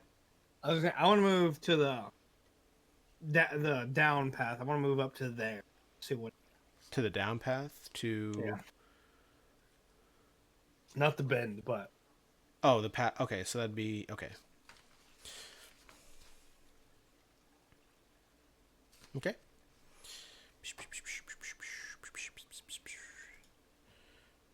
Nadar's first. No, Nadar's not first.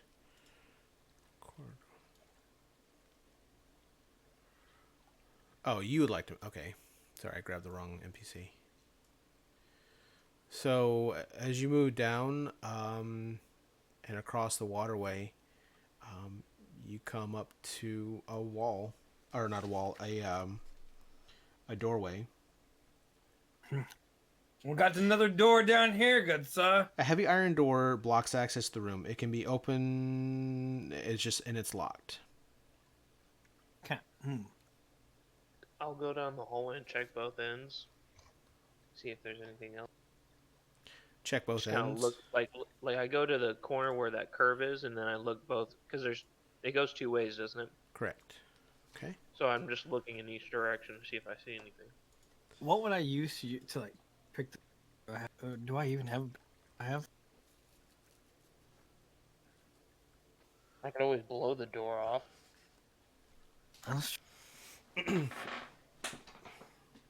Well, Yeah, you're not. Okay, you're not down there, so let's find out what you got going on.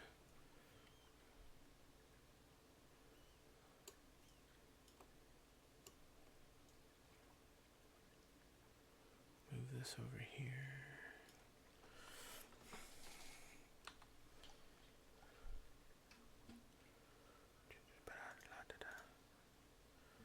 All right.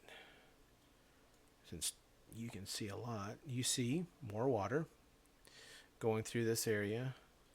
You see another passageway ahead of you in the bend.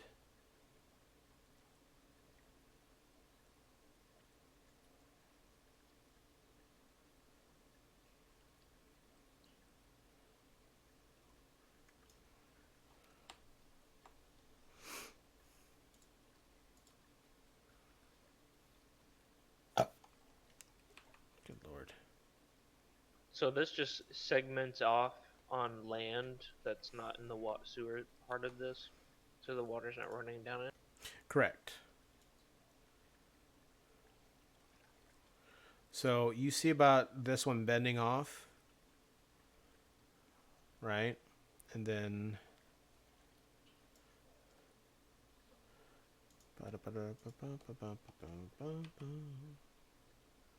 Tactar did split the party. And then so I can't have nice things, Tack. He truly is. And it just looks like Oh, the man, water. I already got more in here. Huh?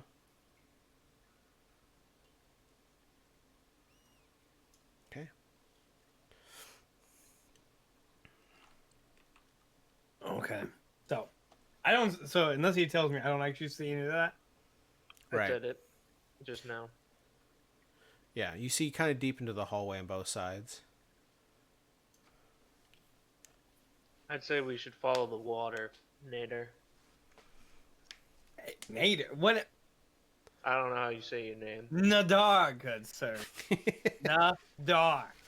And my name is Shepin, don't forget it. Shepin. And my name is Locke! Ha! I'll go back to finding rats. Yes, and I have a ring to show my signature. I actually want to try. I want to try to pick the walk of door in front of me. Okay. Can you even pick a lock? Make a dexterity check. And We're I'm about gonna to say, find out. and I'm gonna say at disadvantage because you're using improvised tools. So it's a 1d20.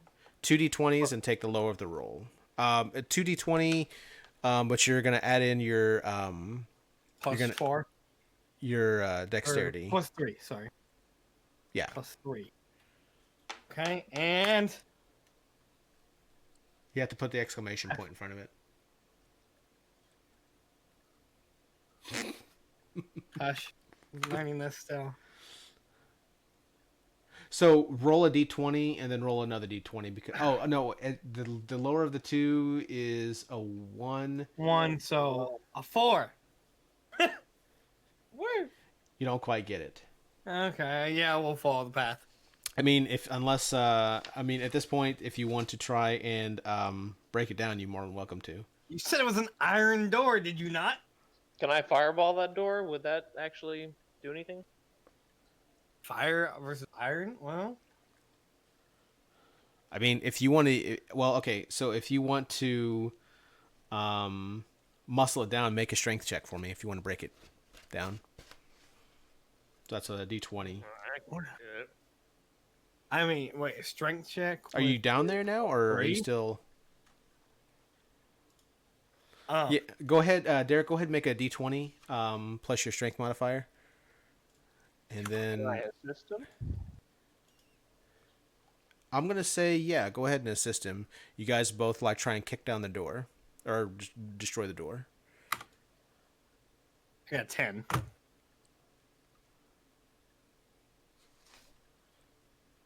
I just saw you struggling and tried to come in and help and realized I'm pretty weak. Why, thank you, good sir. It is an iron door. I don't know why I'm doing this, but I must. Actually, you didn't put your +2 in there for your strength modifier. Actually, did you put your strength modifier in there, Derek? Plus 1. Is it I don't plus have 1? I don't have a plus. 1d20 plus 1.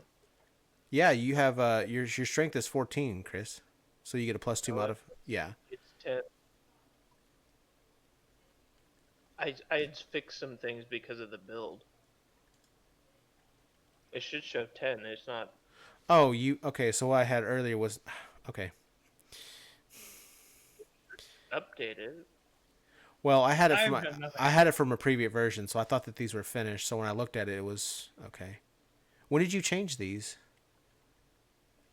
I changed it like I think a day or so ago Okay. because I was looking at sorcerers and it says you need to have charisma as your main. So all I did was I switched the roll for strength to my charisma, and then that was about it. There's just some other things, but Okay. So at this point, you sorry about that. you hear the thing bend pretty hard, but it doesn't actually break through. Maybe if we got the running start. We could keep trying, couldn't we? Sure. Show Well- another roll. Yeah, do it. Can I get a running start this time? Well, actually, is there enough room for a running start? Not really. There's about 5 feet, and all of a sudden it's water.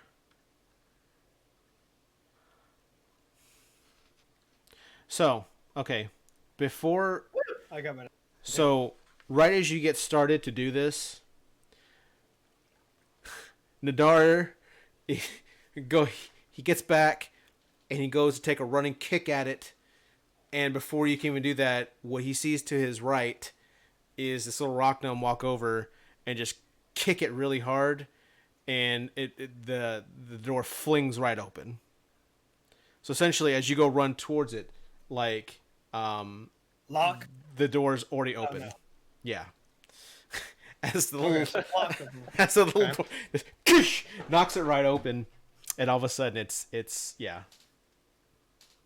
So What do we see? all right, let me get my eraser out here. Do I need to give you a new link chain for that? Nope, I just refreshed the page. I just didn't know that it had done that, so no worries.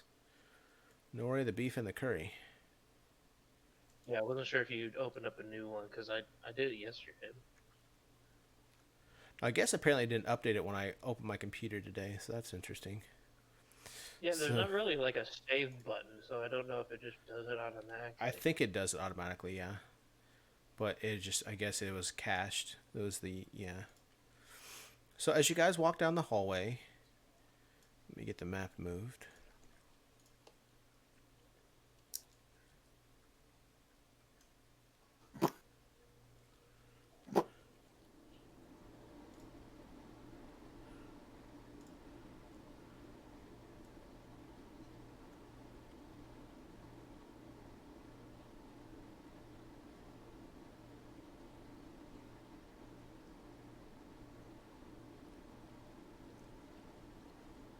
You notice a room. And this is where things get interesting. Woo! As you look in this room, as you come into its range, you see a big hulking rat. And unfortunately, it notices you before you notice it.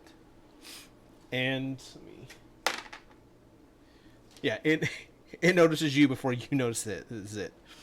And it turns and hisses at you, and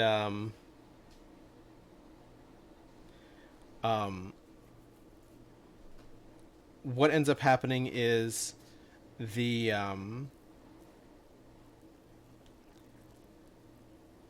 okay, yeah, out of the rat's back sticks a beautiful ornate dagger, and there's faintly glowing runes on its hilt. As the rat sees you, it bolts for the door and is whisked away. How big is giant? It's probably about the size of for a rat for a rat for this particular one, it's probably about the size of a corgi. Okay. Could I try to take a pot shot of a fireball at him? It's already gone. It saw you first, so it's already gone. Which is that a wall to the left? These are doors, yeah. So they lead on to different ones. Which one did he go out of? He went to the one to the left here. Okay. We should follow it. That was a giant rat. Did you see that? Yeah, I mean, he had a knife sticking out of him. I wonder what that was. Hopefully mine soon. Do you guys chase after him? Can I do a perception check on the room, see if there's anything around us first? Sure.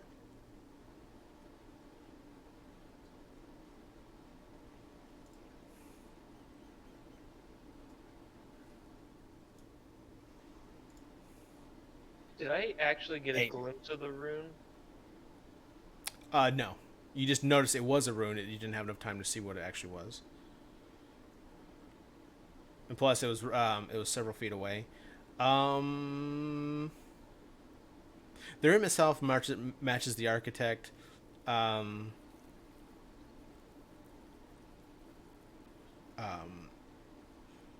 that you've seen before, but other than that, there's nothing particularly special about it. Okay. Let's follow it. Let's chase it. Aye. All right, while I get this set up, Chris, you can go ahead and get some water if you want, bud.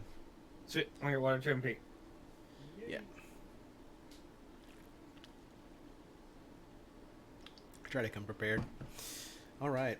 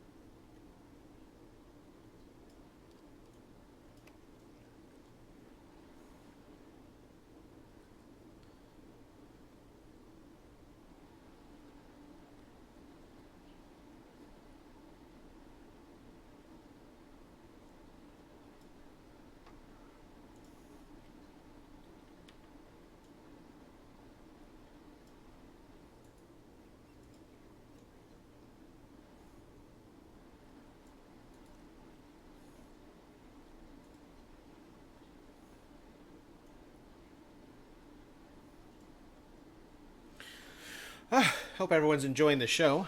I know I am. It's been a really fun time.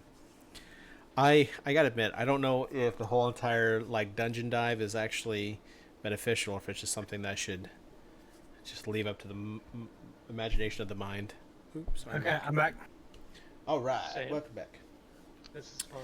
So as you guys get into the room, you see the rat there. It turns back to you and hisses, and then before you can react and get anything off, it runs and slides into a crack in the wall.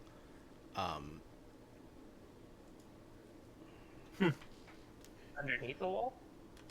No, there's a crack in the wall here, and it slides into it, and it looks like it's just a crack between rooms. I say we go back. You chase back down the hallway and go through that other door. Would I blow it up? You what? The wall. Can I blow it up? I mean, it's a huge stone wall. It's just got a crack big enough for the creature to slip through. I'm gonna agree. You're trying to blow this up with. I mean, I don't know if fireball can blow it up, but It's solid stone, so most likely it's not gonna. They're both you broke. Shit.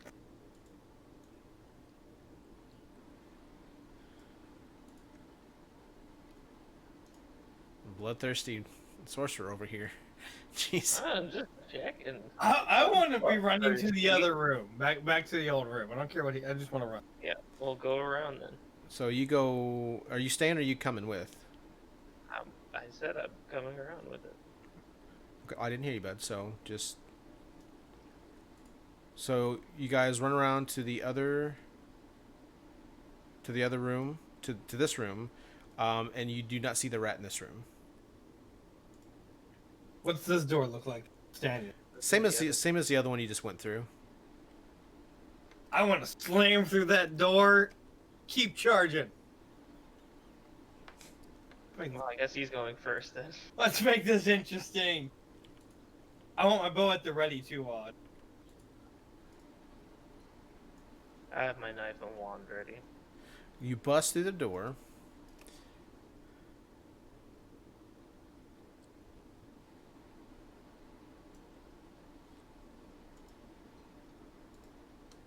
Wait, hold on. Can I modify? Nope.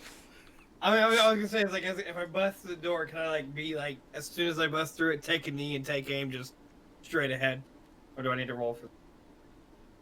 To make an attack roll on it. No, just like make a roll to where I'm ready, like because it keeps running faster now. So I just want to bust through and be prepared to take the shot. Okay. Joining. So the thing is like you haven't been in the room before. So Yeah. as you bust in to I this just want to room, like aim straight. I mean, you're aiming at it, but seeing as how you haven't been in the room before, you don't know what it looks like. So when you kick in the door, you're like running there and you're looking around. And by the time you do that, the rat is still there and is just gnawing on something, and it sees you and then bolts again for a corresponding crack in the wall, and has disappeared. Not through the same crack that came through before. No, it's well, it's a crack on this side. Shane, can I stealth my way to the other side and then have him stay here? Yeah, I'm gonna stay here. If you do Okay. that. So go ahead and make a stealth check, Christopher. I don't want to be aimed at. So you're just sitting there, and I guess you have your bow out and you're aiming it. Yep. And okay, I don't know why I did that, but it did.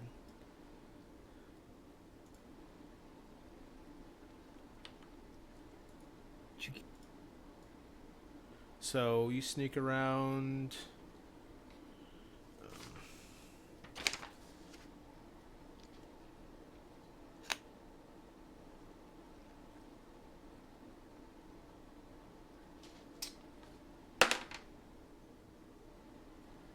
Okay, you successfully sneak around, and you see just as you hit the corner, you see the rat coming out of the same crack that you that it ran through before.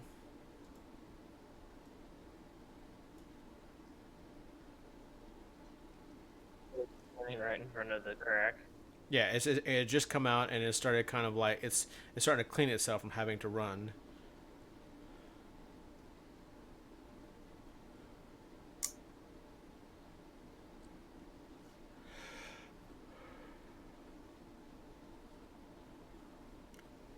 Yeah.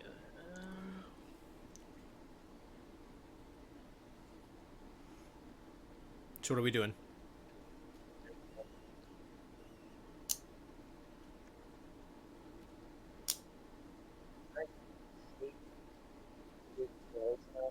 I can't hear you, Chris. You're muffled. What? I guess I couldn't hear you if you're talking. I'm talking right now. Can you hear me? Yeah. I was saying, can I sneak up closer to get within range of him? The rat? Yeah. That should have been an well, if you're stopping looking at him, did you stop like here to see if he was there? Go ahead and make I another. stealthed in there so I could be in the same room with him, but I want to stealth to get even closer to him so I can be within 5 feet range. Go ahead and make another stealth check.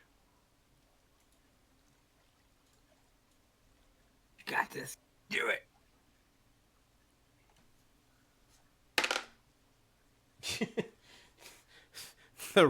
As you make one step forward, like it's enough, you crunch on a rat bone, and it looks up and sees you, and it hisses and runs back the other way. So this is now in my area. Yeah. Do I need to roll initiation? Because I want to immediately fire at it. I'm gonna say you held your action because you knew it was gonna probably come back out this way. Go ahead and roll an attack roll.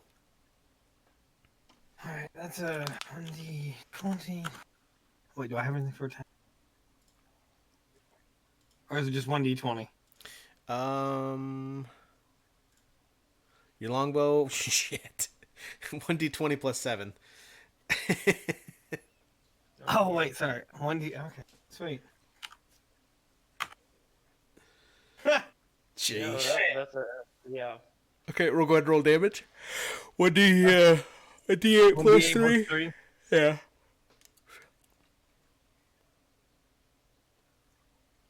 5. 5? Yep.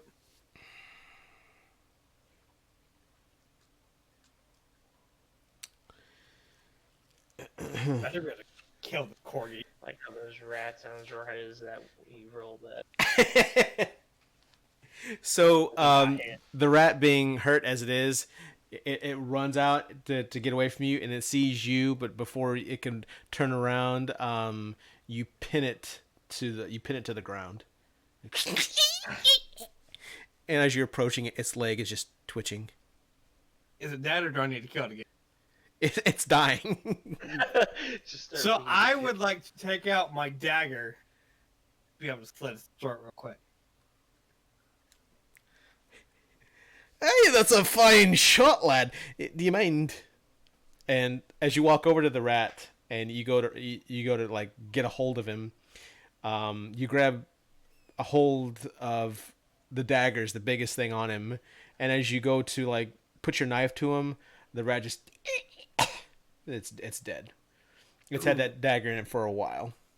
All right, can I pull out the dagger and inspect it? You pull out the dagger, and as you inspect it, it is it's pretty obvious it's a magical dagger.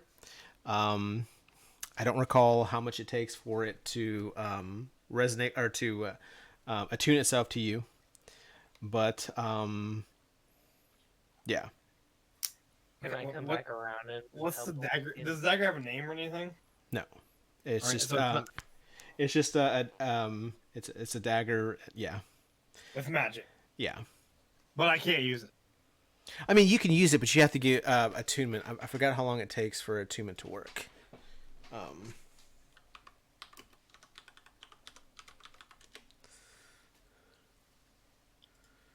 Can I come back to the other room and see what happened? Yeah, you come around to the other side and you see, yeah. I got him! Nadar, can I do an inspection on that weapon? Absolutely, sir. Can I do an Arcana check on it? Yeah, go ahead and roll that. Yeah.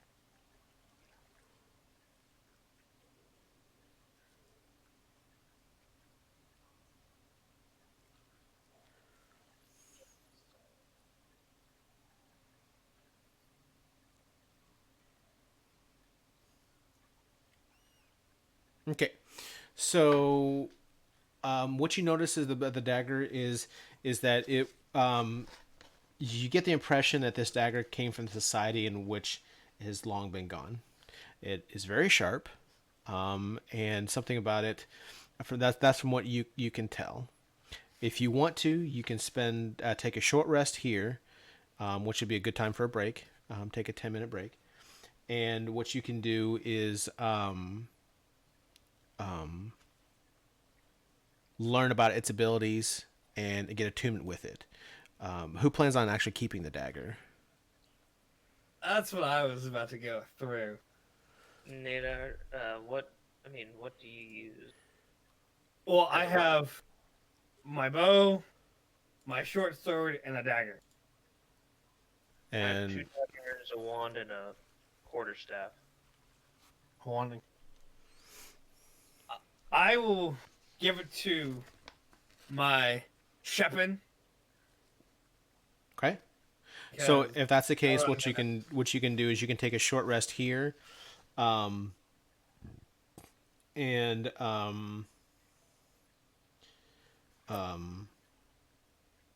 you can you'll find out its abilities and get attunement with it, so you can use it should you need it. So, with that being said, what we're going to do is we're going to take a break here, and we're going to come back 10 minutes, get up, stretch your legs, find out what's going on, and get something to that, and we'll be right back. We'll pull up Okay. some music. Do you have stats for the weapon, or is it just like any other dagger? Cool.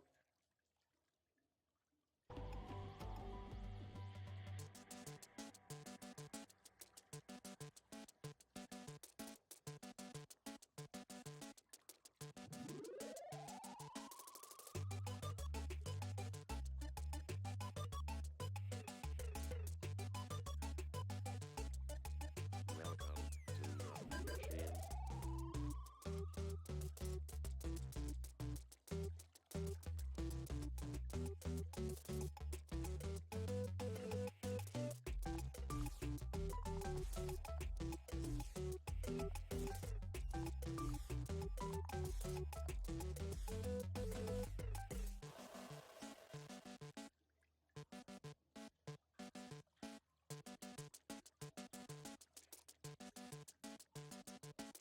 System shut down.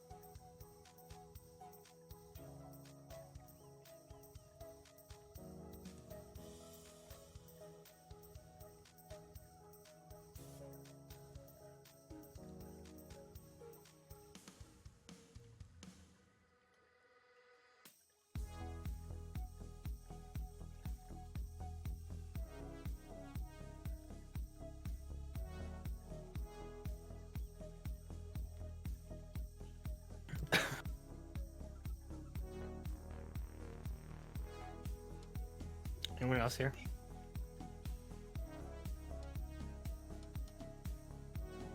I am. I took that 10-minute break to order food.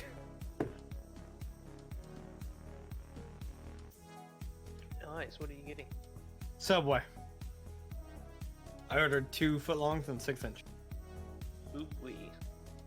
It's gonna be my like dinner tonight, then my breakfast in the morning, and probably lunch tomorrow.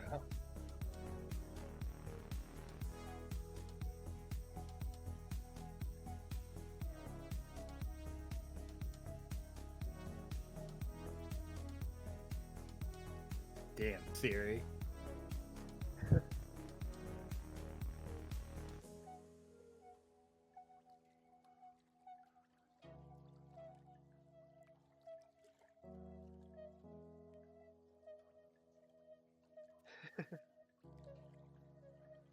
You fuck. I'm just kidding.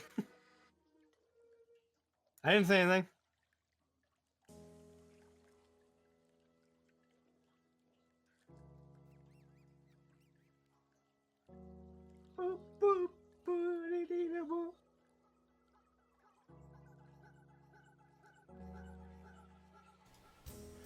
All right, guys, and we are back. Yeah. Shut that Oh. off. By the So, way, as you guys take a short rest, you discover, Christopher, that Cortor, that the dagger that you hold, as you sit there and you've played with it, and you've about an hour has passed. You've played with it, you've studied it, you've kind of worked it over in your hands. That this dagger is a regular dagger, but on a critical attack, it deals an additional 1d4 poison damage. So, we go ahead and mark that in your character sheet. That on a successful critical, you get to roll an extra d4 of poison damage.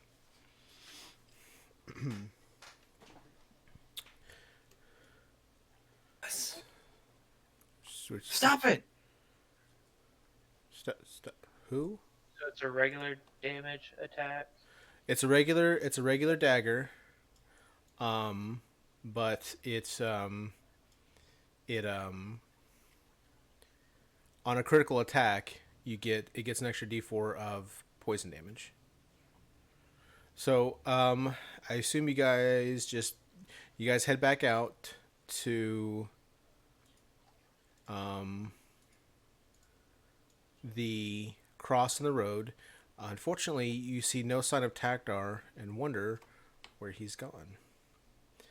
But suffice to say, you are at the proverbial fork in the road. Where would you guys like to go?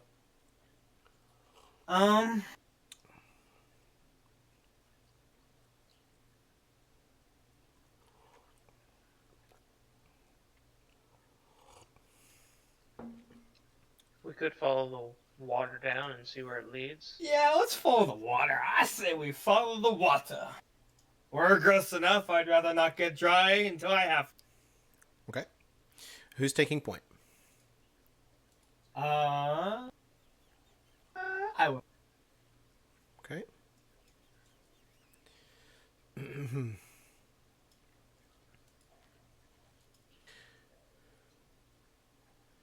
So you guys follow the path on down until you notice to your left a small path.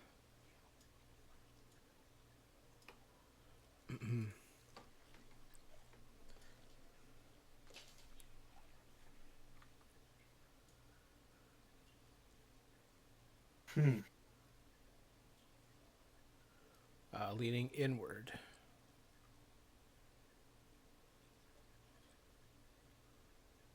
Well, Shepin, would you like to check out the room while I keep the hallway clear? I want to move like forward to the other side. Farther down the waterway. Okay.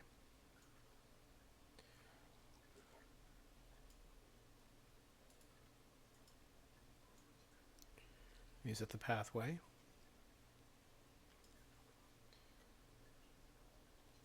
As far as you look down, towards the end, that the water actually kind of bottoms out here as you look farther down the hallway into a dead end. So nothing is. There's going to be nothing that comes. Excuse me.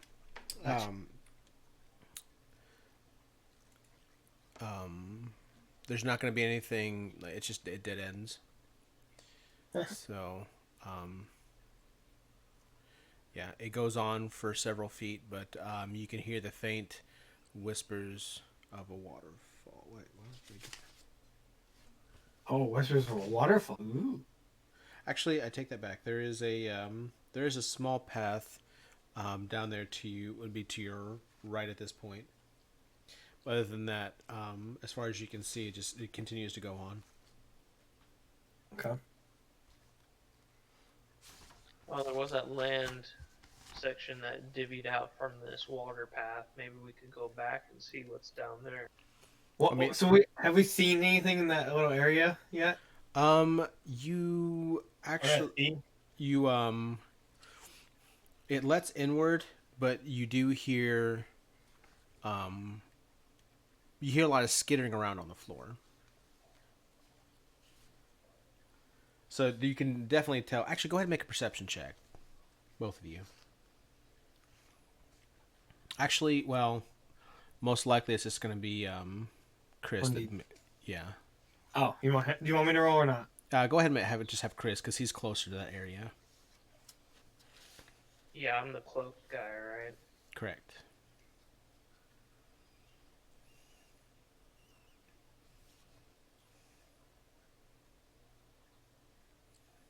Okay, 11. You can definitely hear a lot of hustling and bustling inside this room. Like there's rats scurrying around it, or something scurrying around in here. Now, is water trickling into this, or is this just another pathway down? It opens up into a room. There's not water on the floor, so it's not like a... I mean, there's like curtains of thick moss. Like there's no real door, but it's a curtain of thick moss.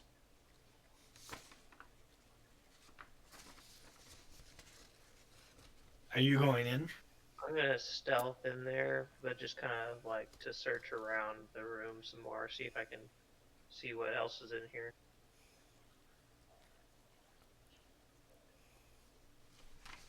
Okay. So if there's rats in here, I'm gonna try and pick them off. Okay.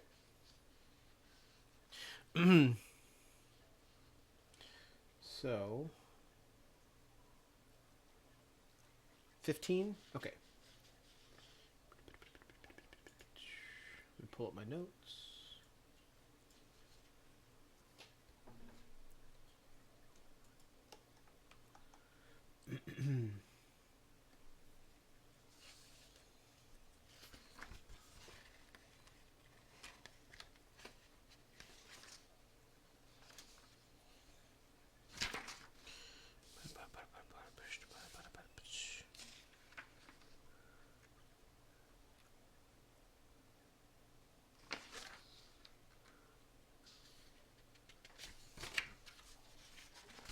You guys got a lot further than what I thought, but that's okay.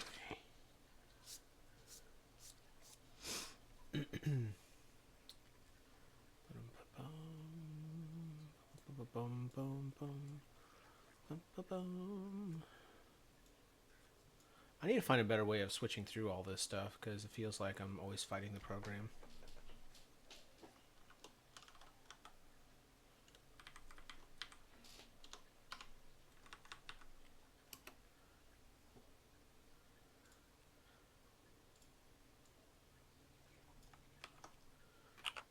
Right. So as you step through the hallway, or step through the threshold, something starts to stir in your stomach. Ooh. Oh sure, crap! sure what it is. Is he the only one doing it? Well, you're in the hallway, Okay.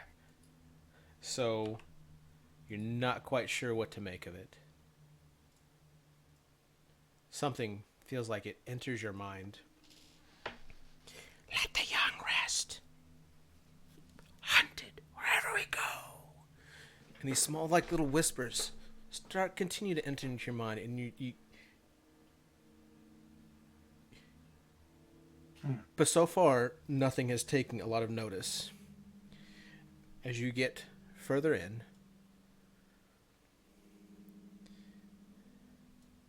you start to see around you, and what looks like moss on the ground. It's not moss on the ground. It's actually fur. A big blanket of fur from the swarm of mice, or the swarm of rats. Oh god! And Done, Shep. I'm not done. I will go in a blaze of glory before I'm done. good lord, you guys. Oh my gosh, you guys. And forming up from around you is a huge swarm of rats. But these rats look different. Every once in a while, you'll see from the sheer number of rats, a few rats would look sentient, almost aware of who you are, what you are, and it becomes this big, almost rat-like creature.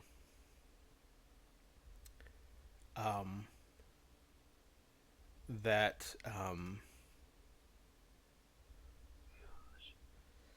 hope you brought me some, Derek. Not loud.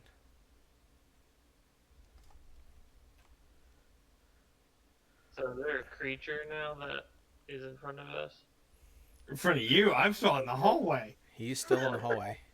I'm just saying, so are they just scurrying around the ground, or is there now a form? They form up into quite a big bunch of rats that move with the grace of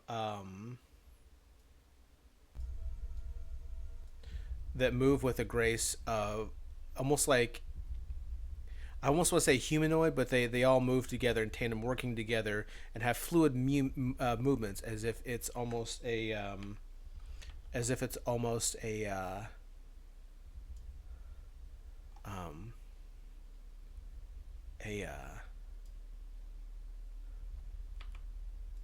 a humanoid.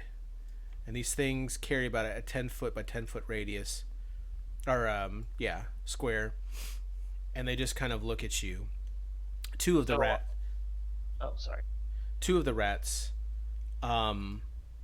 that would probably be kind of like its eyes, they sit and they're kind of on top of the rest of the rats, and they just kind of flow back and forth, and they just look at you, and you can hear them. You can't hear. You can hear their thoughts as it burrows into your brain, and you realize that they're talking to you telepathically. What are they saying? Hold on, I got a text.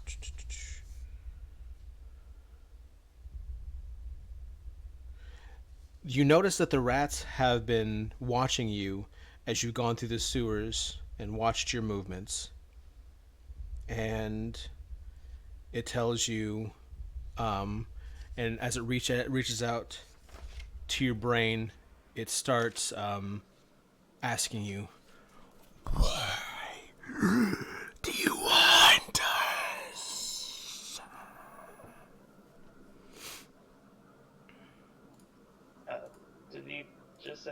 What do you want from us?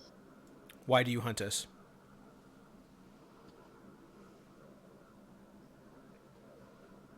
The halfling told us that we had to kill the rats because there was a problem with you guys around this.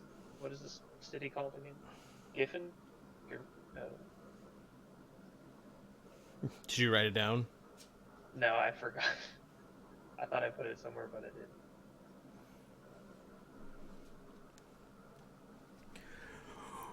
didn't. It gets close. It swarms up to you, and it starts telling you that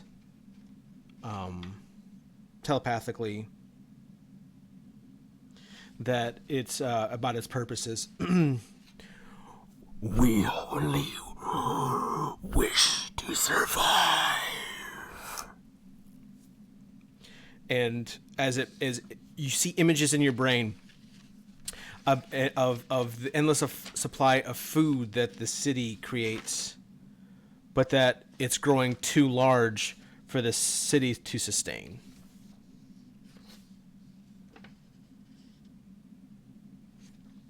And since it's been watching you, it's the swarm asks you to help us grow, or help us to survive and to escape the depths.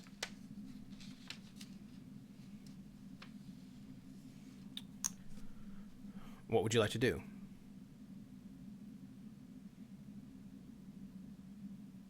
I'm still outside knowing none of this is going on. Right? Nadar is still away, right? Or Nadar. Correct. So while this is going on, I give Derek the opportunity to do something because to give Nadar, like he's been in there for a while and nothing's I've moving. been in there. For probably a good 10 minutes. Okay. I'm definitely. I want to stomp into the room and demand to know what is going on. Okay. As you walk, you see an awestruck Shepin, and and you're like, what in the? You're like, what is you do? As you see this big, huge rat-like creature reach into your mind and share with you that what he shared with him. Can I detect Arcana? Like, is this magic doing this, or is this just something innate to these creatures? Or is that pretty obvious by now? Go ahead and roll it.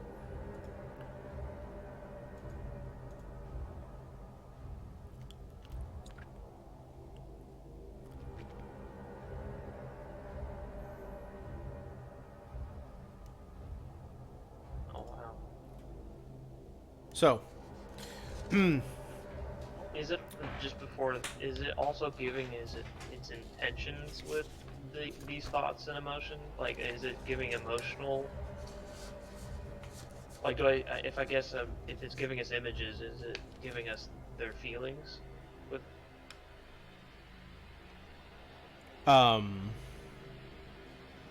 you get essentially their intentions. Their intentions are just to survive and to spread. The nest wants to grow larger, but the Gena has become a more and more increasingly hostile environment.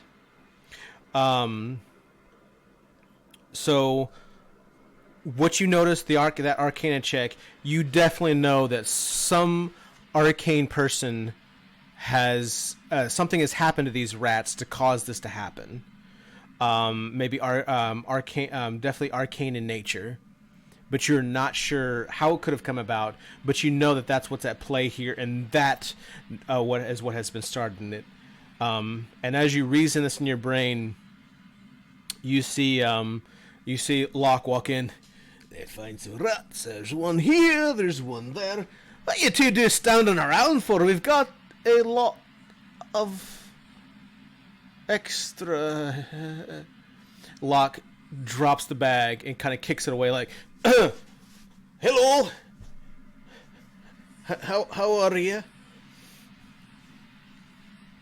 Fine weather we're having down here, wouldn't you say?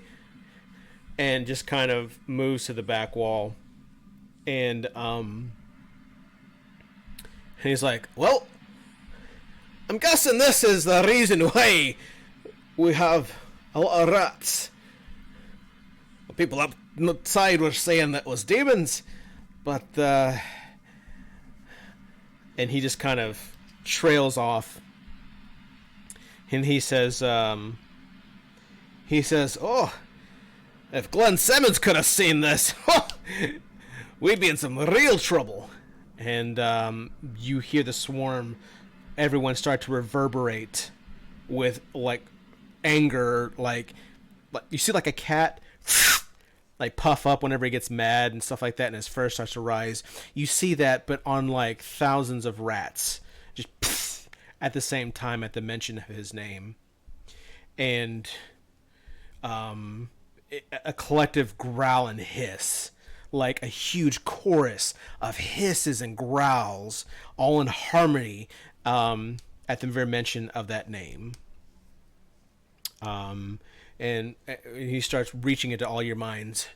He has killed thousands of us. As you realize that the biggest rat hunter in town was this was who they're referring to. What was the name again? Glenn Simmons.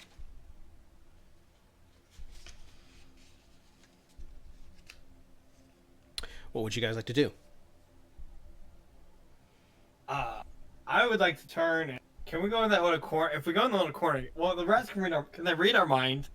No, they can't. Like, can we whisper at least away from them so they can't hear us? You can try. Do we need to roll a stealth check? Yeah, I want to try that. So. Okay. So you guys turn around and start whispering. Go ahead. I don't exactly trust them. If they want to grow and populate, maybe they will kill us all. Oh, it's supposed to be rolling. Roll and start talking Roll for what? for stealth. To stealth talk? I mean, you guys are just whispering to one another. I have to say, Nadar, this is quite interesting. I don't know what to do, though. They seem to be intelligent, sentient, but whatever caused this, I don't know what the reasoning would be for this. I would like to explore I don't particularly like rats, but with you there. I'm not hearing what Derek's saying. Go ahead. I'm with him without the rats, but I do not trust them. I would like to explore this place more thoroughly to find out what is actually controlling these rats. You'd like to explore this place further to what? To see if we can find what's actually controlling these rats. Make an intelligence check, Nadar. C plus. Oh, minus. Oh God. Jeez. it's 4. What was that check for, if I may ask? As you sit there, it's almost as if the swarm behind you read your thoughts. I control the rats. He can read your mind. And before anything else, at this point, you hear loud footsteps coming down the hallway. I knew it! There they are! And you see a stern high elf with a crooked gait and and a raspy voice come forward. It is Glenn Simmons. Oh boy. Lads, we're in a bit of trouble here. That, speak of the devil, is Glenn Simmons. And he walks in, his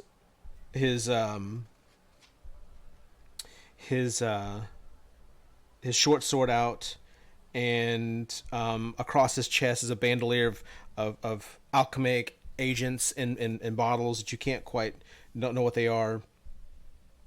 And Derek, this is what we had a break for. I went, okay? You need to get a bottle and put it by your desk. I have one. He's like, as he walks in and he sees them, you hear the swarm kind of hiss, and he starts lamenting. He says, he tells you his tale. He's like, "This is my responsibility to finish what I started. You have served yourself well finding these for me, but I will finish what I started." And he explains that in his concoctions, to find a better rat-killing agent, that it was part of his neanderings that created the swarm as you see it. And he is here to correct his mistake once and for all. Can I?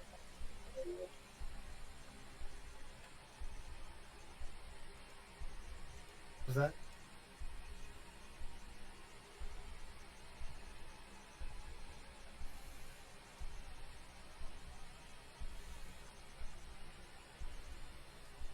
What? What did you say, Chris? I was gonna see. Can I put everyone to sleep? Ooh. You, what? Like including rats.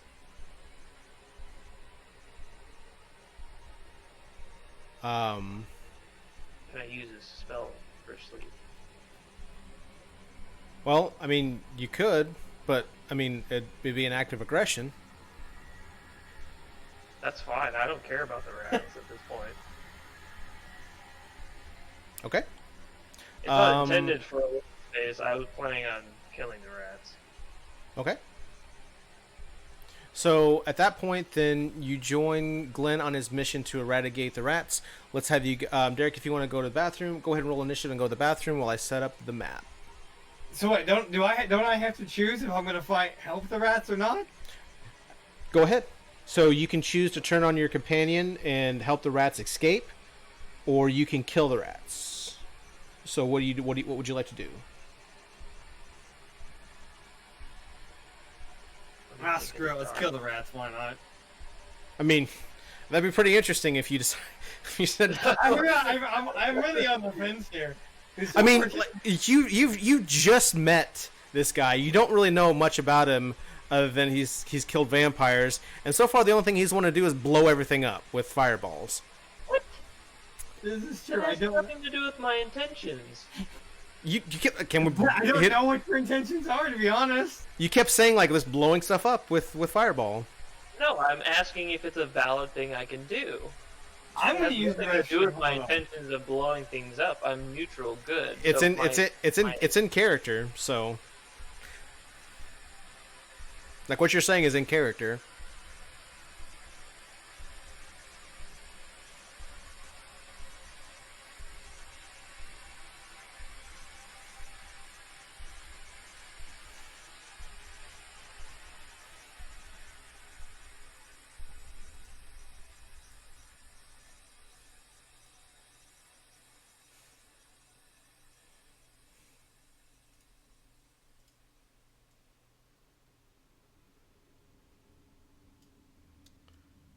Okay.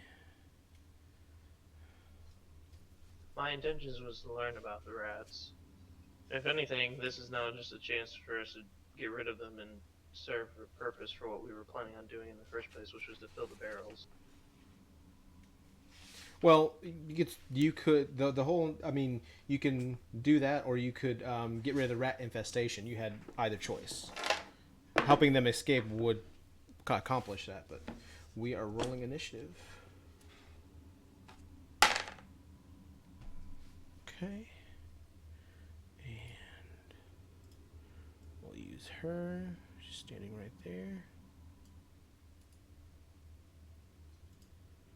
Dar was over here.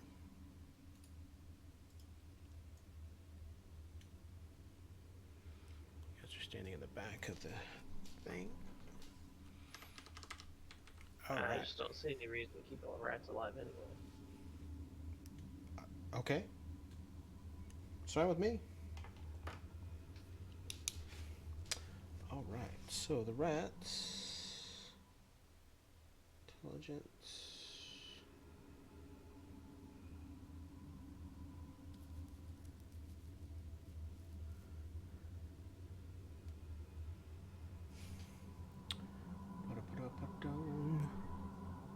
My apologies, I'm back. No, that's fine. Okay, so what have you decided to do, Machito? You guys are currently attacking. So he's attacking the rats. He's attacking the rats, and you guys are attacking the rats. All right. I almost switched. I almost went to just on the, but then I really don't want to kill Machito. I mean, I personally don't want to kill you either, but, you know, whatever you choose to do. Well, you guys have made a decision, so Yep. like We attack.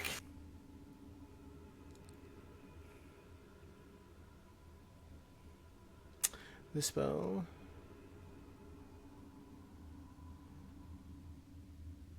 I've already rolled initiative, by the way. I did too as well. I got what? No, I haven't. That's what I'm gonna.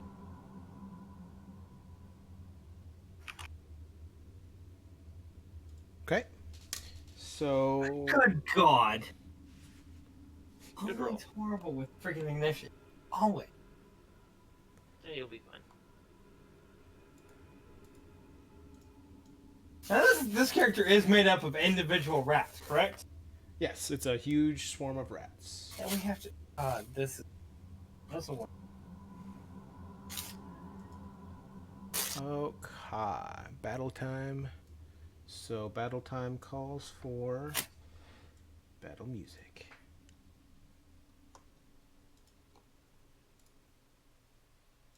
We Copy. just better hope we survive. Shipping.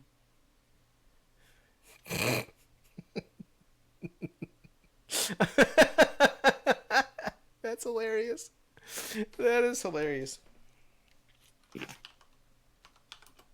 Swears. You guys. Are we hilarious? Hell yeah. Okay.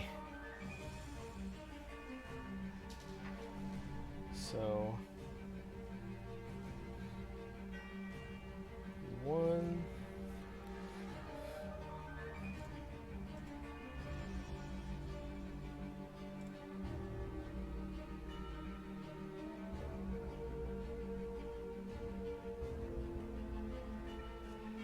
So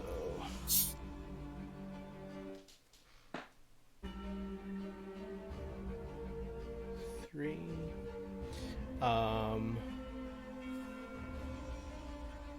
Chris is a 9. Damn. 4. Derek is a 4. And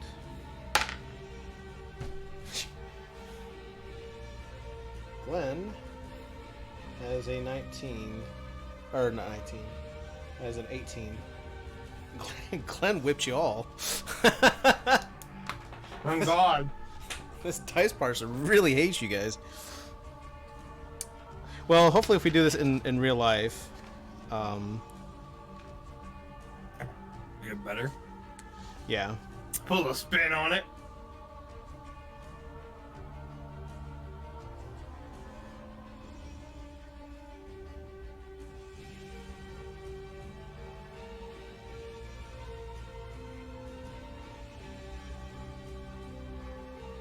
Okay. So Glenn is up first, and he sees what's happening here, and decides to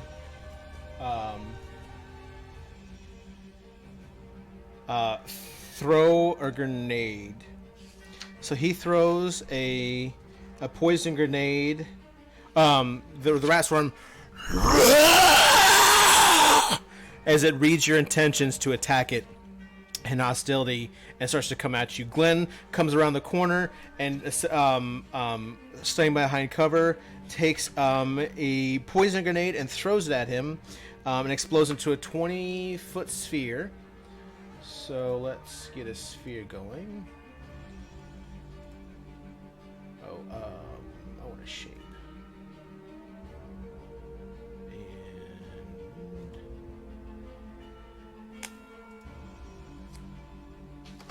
throws it right at it.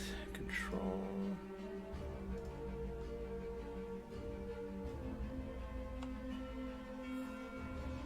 Dude, seriously? Why are you messing with me?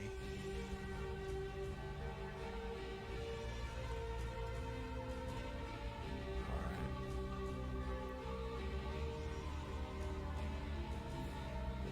10.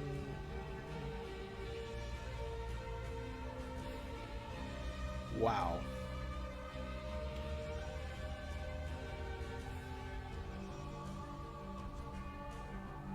Five, 10, 15, 20.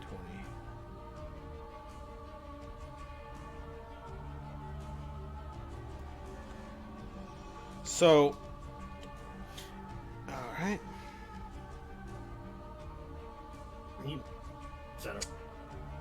He yells at you to be careful not to go into the fog. And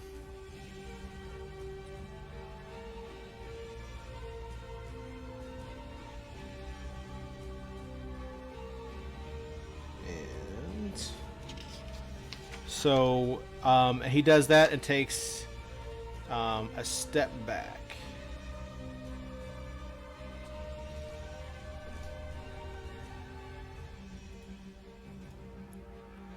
Right this way, not to get caught in the fog. And he has his short sword ready to go, and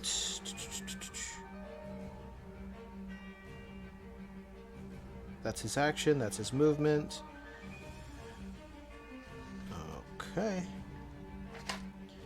And that will end his turn.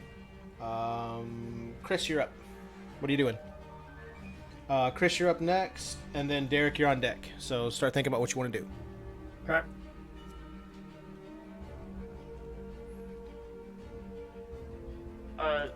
Is there any way that you can tell us, is that fog that you threw out there flammable? It's just a poison gas. It's not flammable.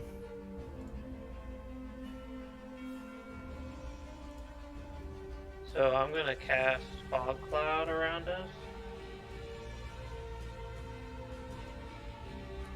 Okay.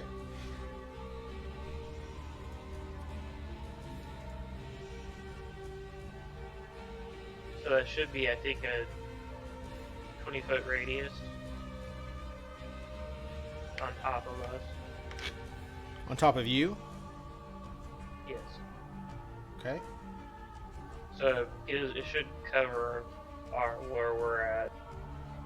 You cast this on yourself or on somebody else? You cast it within a 120 feet area, like that you can see, and then it's 20-foot radius of the fog. But I mean, is the spell originating from you, or where are you placing it at? That's what I said. It's right on top of me. On top of you. Okay. And then once that's done, I'm gonna cast a fireball at the quarter. Well, you can only cast one spell. Or wait, that's One of them's a spell and one's a cantrip. So the firebolt is at will. go to you. Now in this, I do have to do concentration, so I don't know if I need to do a roll as well. Fog cloud is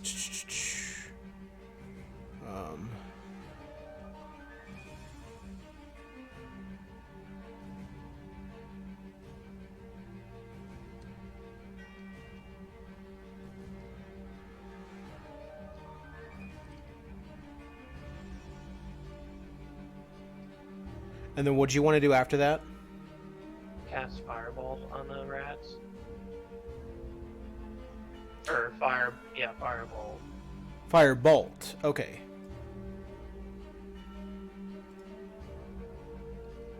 For me, that's a cantrip at will spell.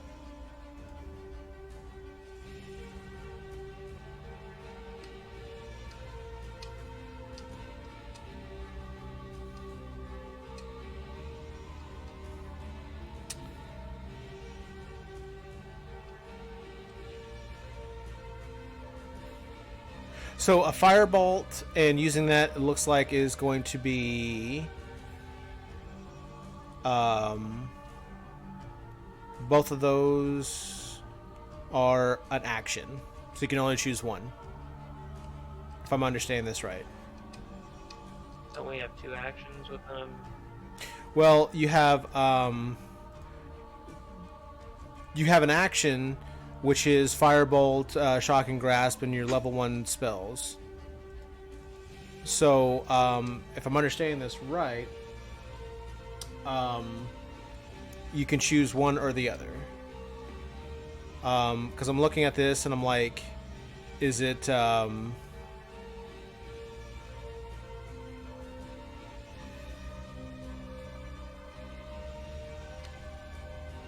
mean, how does that play with, like, 2-weapon fighting, or is that... That's a bonus action. So if you were in range to be able to attack somebody, you could 2-weapon fighting as a bonus action. But I don't think you can cast cantrips as a Well, so is it 2 actions that you can take within a... Well, there's actions, there's bonus actions, there's different kinds of actions that you can take.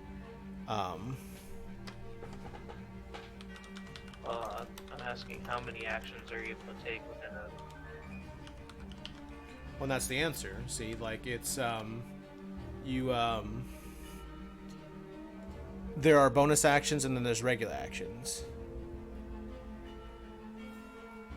So is movement not an action? So... No, how it's does that work? Like, you make an attack and a move? So let me define it. An action is like attacking, casting a spell, doing that. Movement is just what it is, movement. So like they're not. You can do both, but that's part of the things you can do in your turn. You can move, you can take an action. There's bonus actions you can get. So you can only make one action. Is that what you're saying? one action, yes. Movement does not count as an action, unless you want to move twice your speed. I didn't understand. I thought there was 2 actions you can take, and it could be of any kind. Because I figured I wasn't sure how that full round of attack works. Or then I just cast Fireball. Then. Okay, hold on a second, bud.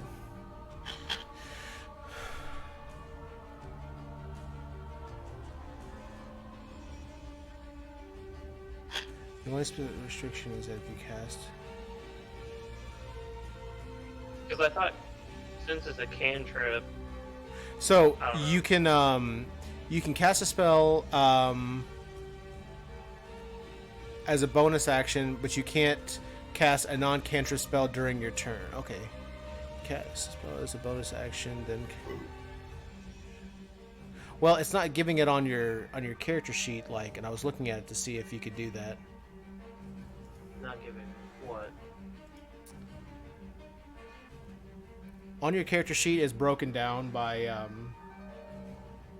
different like actions that you can do, reaction, bonus action, action, movement, all that fun stuff.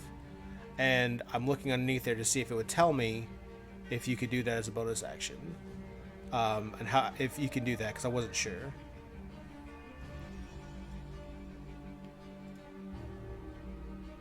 My question. I just cast a Fireball. I wasn't sure how many actions you could take, and so it's from the 3.5 that I was thinking, so I wasn't sure how that works. And my question is concentration means they can't do anything else while Yeah, that was the other using thing. that? I should be able to do it because it's an at-will spell, as long as it's nothing that isn't like an actual full spell other than the fog cloud. because the idea of a cantrip is that you've done it so many times, it's not something that's putting in a lot of effort.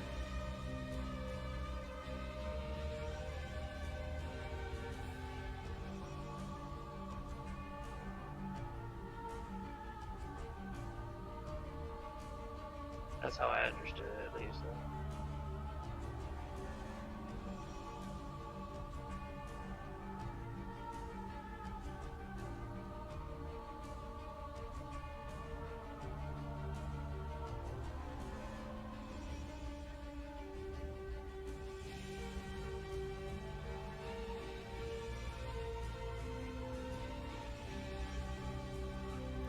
So you cannot cast. So how concentration works? Like if he's in combat and he's concentrating on this fog, right? He'll if he casts another spell that requires concentration, he loses the concentration on the first spell that he did. If you take damage, you have to make a Constitution save to maintain the concentration. Or if you are incapacitated or killed, obviously you lose concentration and on that as well. So he could cast another spell as he holds that concentration. That is okay. But as far as like, unless you have action surges and other parts of the rules that allow you to do so, like you can, if it's a swift, if you cast it swiftly, you can. But I think that's at this level, I think it's just one or the other. So Firebolt is what I believe you said that you wanted to do. Go ahead and roll a d20 plus 4.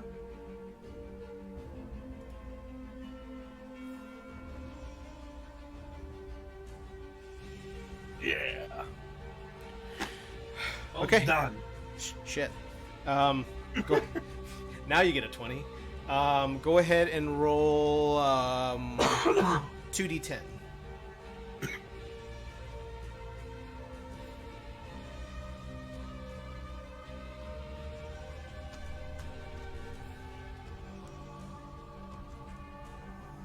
Okay. So that's an 8.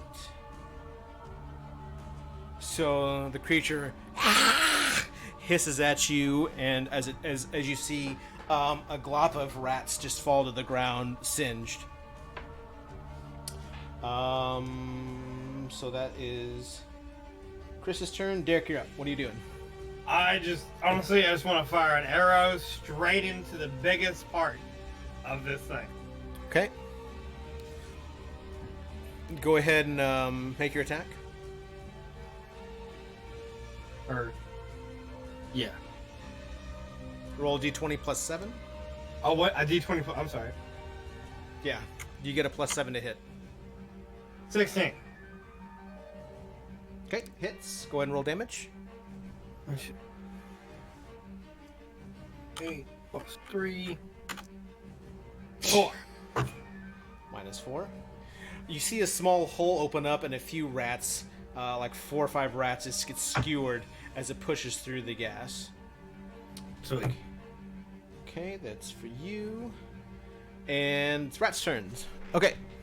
So, huh? Nothing. Continue. Carry on.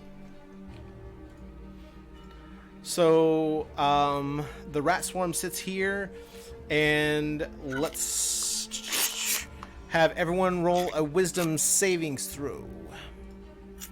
Please. Okay. And I believe... Oh, there's something with that, right? For me, I don't know. Against being charmed and magic. Okay. You don't have advantage. Christopher, it looks like Chris has advantage. So Chris rolls 2d20s. And, yeah. Plus his wisdom modifier. Oh.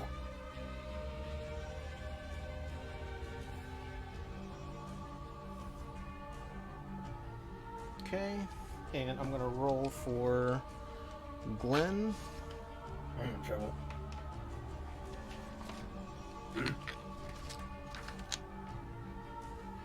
Really? A 1.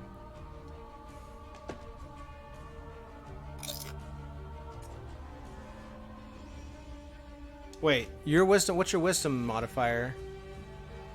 You roll a d20 plus. So 3. Yeah, you got 3. Okay. All right. It's pretty dope. Can't get much worse than that, boys. I mean, it could, but All right. So let me get my circle out here, and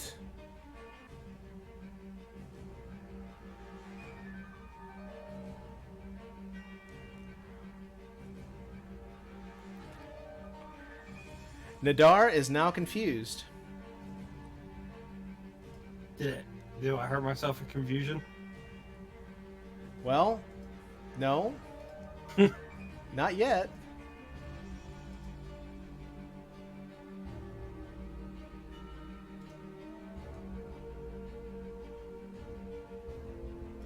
But you are in fact confused. Christopher and make their saves. So, Some good news. yeah. They he rolled an 18 and Chris Almost 16. 17 was his highest number, which beats that.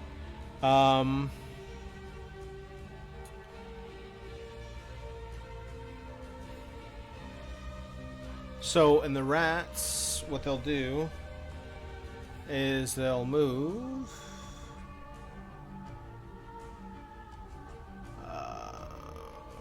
Nope, not like that.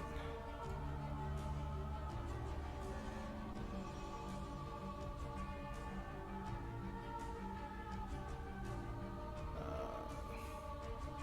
10. And they move on to Christopher.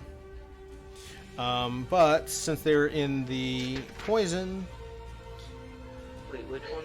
Because that should be Nadar, the one.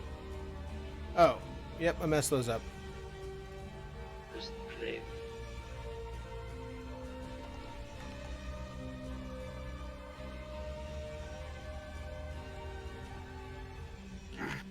So I'm being attacked. Welcome. No, you're not getting attacked. They are coming after Christopher.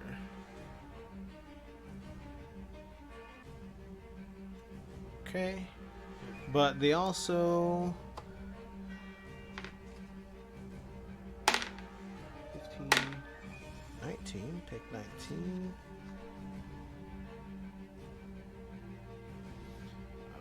I believe they have resistances to poison.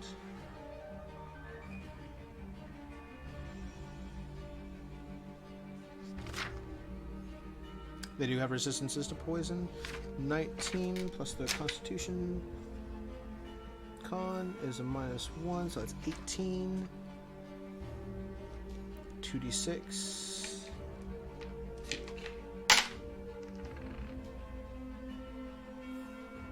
Seven points of damage from that grenade. The Tarda started their turn. They've gone. Glenn is up. He sees them, and on his turn, Glenn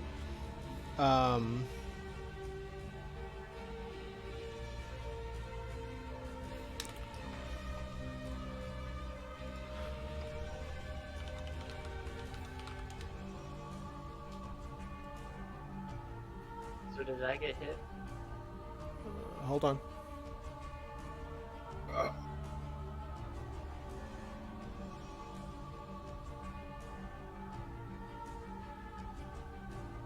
So at that point, Glenn decides he's going to conjure up a thunder wave, and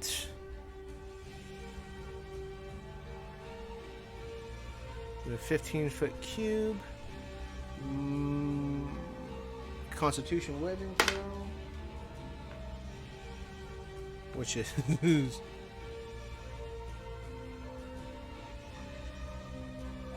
5.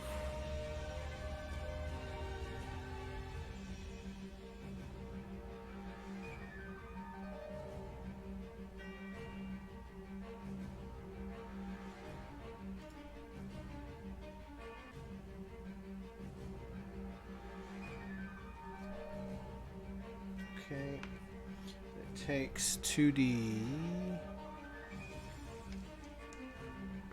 2d8. I have a d8. I have a d8 here somewhere. Right? That is not a d8, sir. 2, 3 points of damage. 3 points of damage. 2.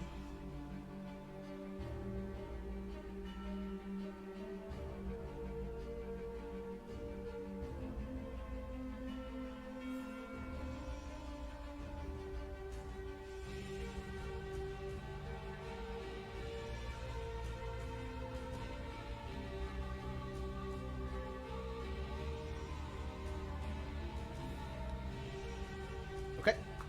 So that is Glenn's turn. It is now Chris's turn.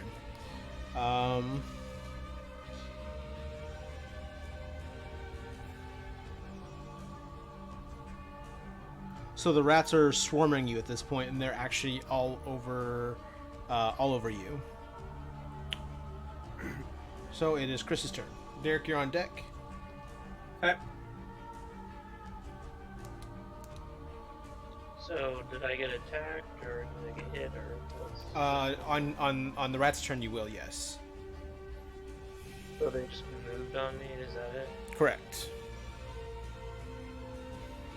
So did I get hit with Thunder Wave?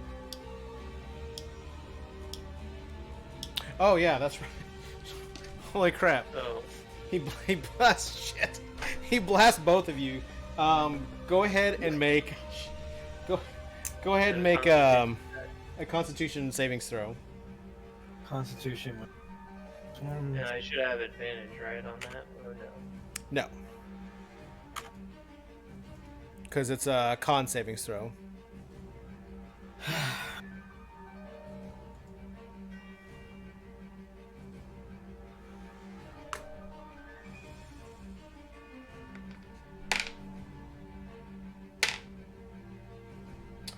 Derek takes 13 points of damage from the Thunder Wave. Oh wait, Jesus. hold on. It's 2d8, but like,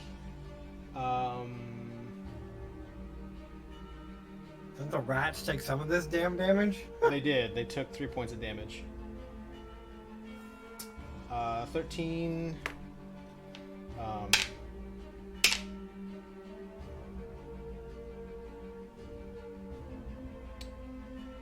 Wow, that's really consequential. So, what am I taking? 13 is rounded down. You take 13 points of electric damage, and Chris takes 6 because he made his save.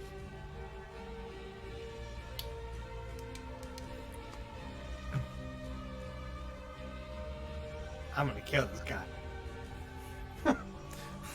What can I say? He hates. He I'll hates be it. honest, I was about to do Thunder Wave as well, because I have that. I'm gonna kill you both, I swear. What the hell? Oh, actually, hold on, Derek. You are actually confused. So, you can't actually take any actions, and I got to roll a d10. D10.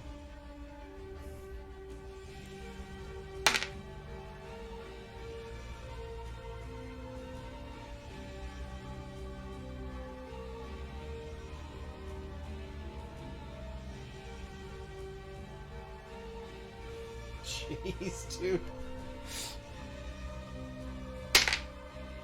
Do they also get knocked back since it was a...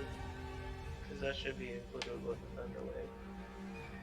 They're against a wall, so they're not gonna. They can't even go anywhere. So they just get pushed up against the wall. So did we get moved with it, or is it just the rats? Oh, you know what? You're right. So that means that Kortor over here, it gets moved up against the wall by the blast, which you're still within. You're still swarmed by the rats at this point. Still.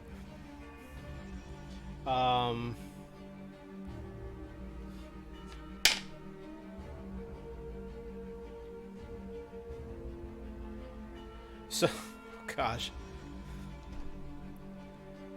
So unfortunately, our good buddy Nadar over here Uh-huh. starts wandering because he's confused, wanders aimlessly. 5, 10, 15, 20, 25, 30. And I need you to make a Constitution savings throw. Damn it. 1d20 plus 1. Come on. Come on. Oh my gosh. Okay. You just made it. You don't have resistance to poison, do you? No, I have no defensive. And you made a successful one, so 2d6 halved. 5. So half of 5. You take 2 points of poison damage. 3. Woo. 3 HP. And 3 HP. Holy- With all the crap you all just did to me, You want to just go in that corner and rest? I'm gonna have to use my freaking Cure Wounds spell. You're gonna have to, yeah. Okay, so that takes care of Derek's turn. It's the rat's turn. So Chris, since you're swarmed by the rats, you take. on. Huh? I never got my move. Unless you're saying that I didn't get a move. I didn't say you didn't have one. It wasn't mentioned, so you didn't move. Wait, what? Like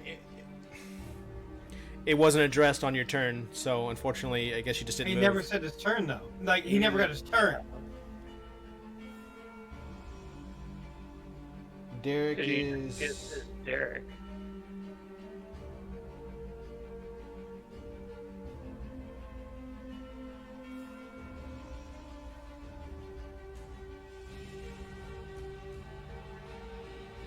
Glenn went. Okay. Okay, Chris, you're up then. I thought you already did something. No, I jumped to Derek. That's my I bad. was just addressing the Thunderwave because there was the movement factor. 'Cause I Oh, had right, to right, roll. right, right. No, that's fine. That's why I was okay. I'm gonna go ahead and cast sleep. Actually, do I even have the components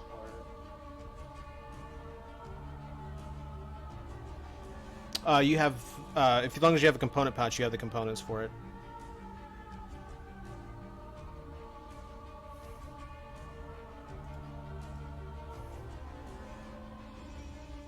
I don't think I have that actually. Yeah, I can't cast it. Then. I'm gonna go ahead and do Thunderclap as well. You don't have what? I don't have a components pouch. All sorcerers have one. I would just say you have one.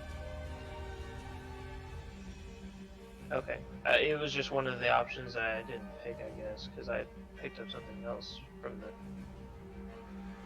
Which I'm fine if that's. Well, I mean, it's just it's like being a police officer. Like you go out there, you have your gun and your magazines, your clips. So like, if that's what you do on a daily basis, chances are you have it. I don't know if you just didn't put it in with your stuff, but you know. No, it gives you two options between the component and some other option to pick equipment, and I think I picked equipment rather than the component because I didn't know what it was in the first place. That's my error. Oh, so you're saying that you don't have a component? Okay, no, that's fine. Yeah, because I think it gave you the option to pick a wand or some other object, like an equipment thing. I think it was the quarterstaff or some kind of adventures pack. I can't remember what it was. And Now you that I want- know that, you know, it's okay. We'll just say I don't have it for now, and I'm gonna do Thunderwave. Okay, so that means that you haven't taken hold that number. We'll see what happens this round. So Thunder Wave. A wave of thunder sweeps out from you. Each creature and a 15-foot cove originating from you. So, Wait, did he move? no, he didn't move. I haven't moved yet. Not yet. Am I beside him or in front of him? You're beside him. Should be okay. Please tell me I'm okay. Well, it originates from him. So each creature in a 15-foot cube are originating from him. So if he casts it, you're within range. I am? Yeah. Oh, so it's just all the way. I hate you all. So if you cast, Well, okay. That's okay. So I was off the preconceived notion that he had moved before I do this. So if that's the case, I'm just going to do Shocking Grasp on them. okay.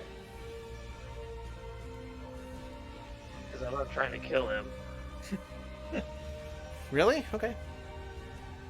Yeah, that's not my. Because I intent. was I'm not over trying to 15 kill feet him. away last time. I'm neutral good. I'm trying to do good things. I was out of curiosity. Just relax, man. It's fine. No one's saying that you're doing something. It's fine. All right. Go ahead and roll a d20 plus 4.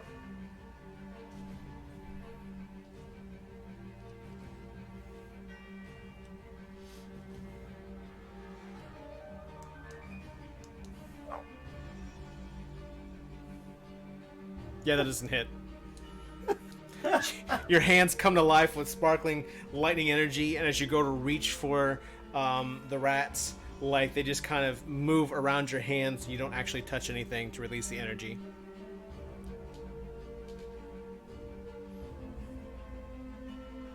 Okay, so now Can I'm I all the way move, over. or is that over? Huh? Can I move, or is that over? Yeah. You can move. But I mean, yeah, you can. I'm gonna move to I-7, where the entrance starts. It's closed.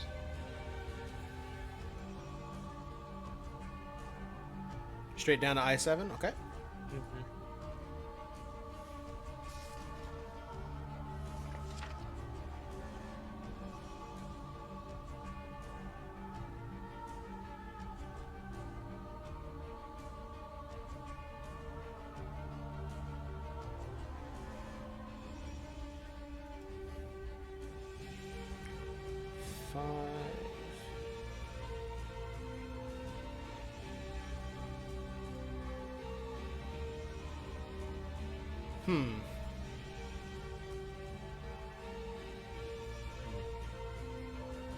Go ahead and roll a dexterity check for me.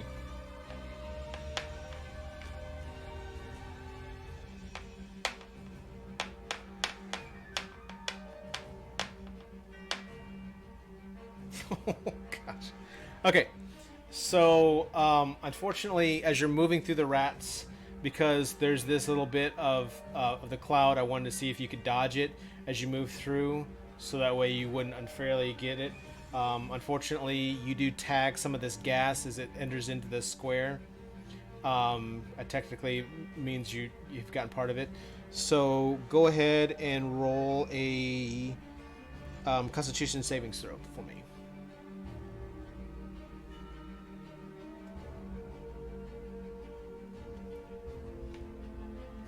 Okay. Are you resistant to poison? Not to my knowledge. You take 3 points of poison damage as you move through.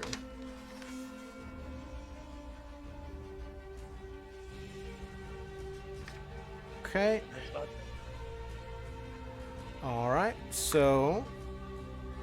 So I just moved back over, right? Like we already went Yeah. through? Okay. Sweet. Not dead. My freaking another lightning strike. This thing keeps messing... Oh, there we go. So no, you still take that original 3 points of damage. Yeah, I'm still at 3. Yeah. So that'll... And unfortunately, that is your turn. Yep. Okay, so it's top of the order.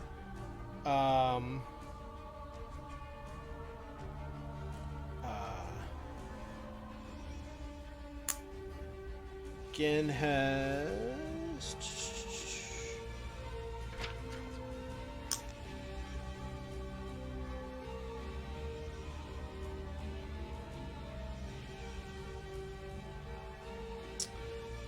he sees the rats, and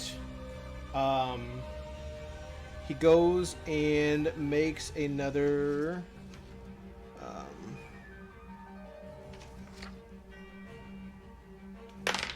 magic missile, which he makes, or not magic missile, but shocking or thunder wave. We're learning a lot today. No. Yeah, he uses Thunder Wave again. For a second time, 2d8. It hits. 2d8. 9 points of damage.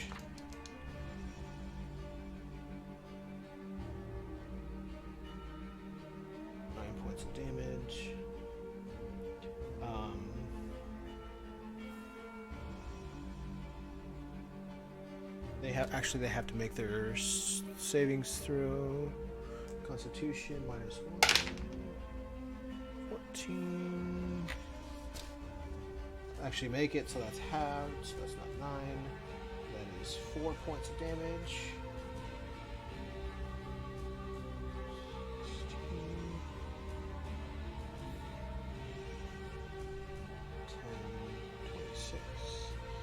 The rat swarm is looking. It's you just see a constant swarm of rats is flowing around it. Okay, so like there's like dead bodies around, like rat bodies. Like you're doing quite a bit of damage to it. All right, and then he's just like, I'm not standing over here, and he just kind of like stands in front of you at the door. And Chris, it's your turn. Derek, you're on deck.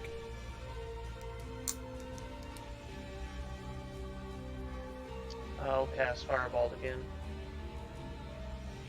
Okay.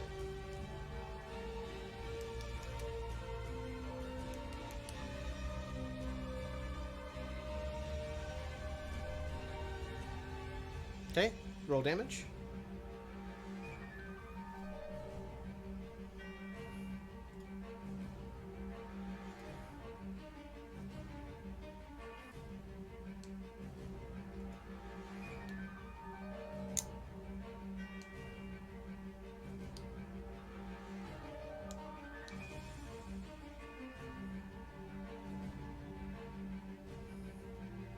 Okay.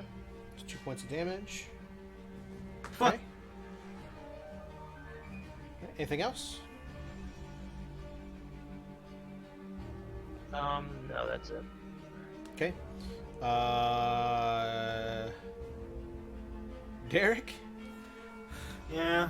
All right, let's see what you do, bud. Am I still confused, or am I good? So mine's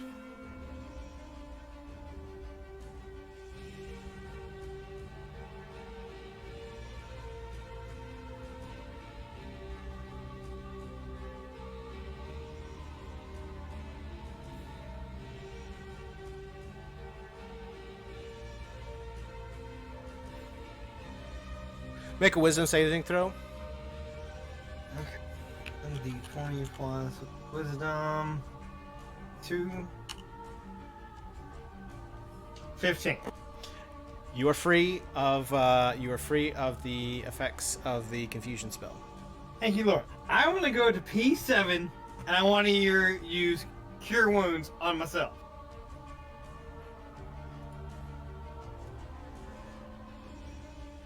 Okay, roll it. 8. 2. 10. Max. Yes. Nice. Nadar lives to fight another day. All right. You don't have to revolve you like last time. We didn't revive me. I died. You remember? Oh yeah, that's right. I couldn't make the saving throw to save my life. Okay. Let's see, that's 1.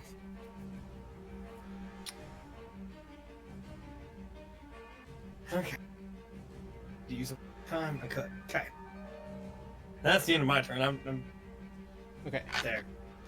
So the swarm moves in on you guys. filling this whole entire space. And they're going to do a bite attack, so that's 46 piercing damage on both of you and Glenn. Which, how much? Holy crap. That is I don't know what's gonna happen here. I may die. 10, 14. I actually see if I can do something.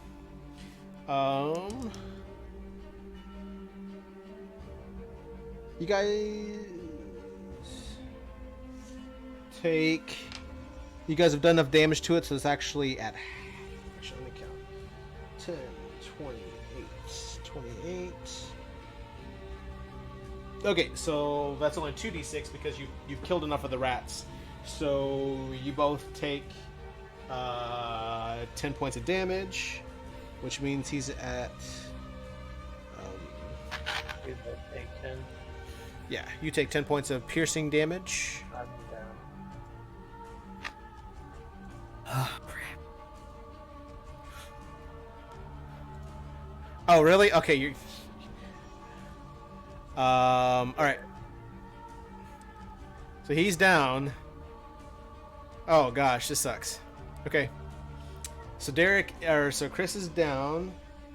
What about this other dude? He's still got like 8 hit points left. Okay. So it is now Glenn's turn.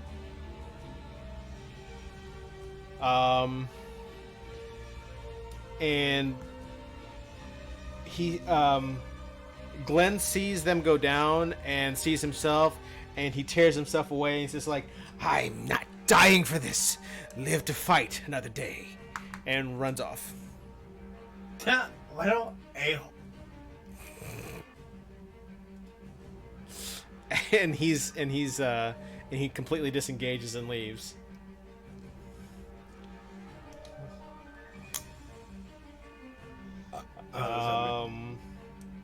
So does that mean his poison thing is done?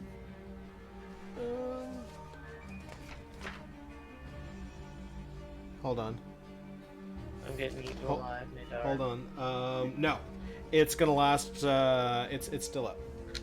So Glenn leaves on the 4th round. Chris is bleeding out. So go ahead and make a death saving throw for me. What do I do? Death saving throw. Roll a d20.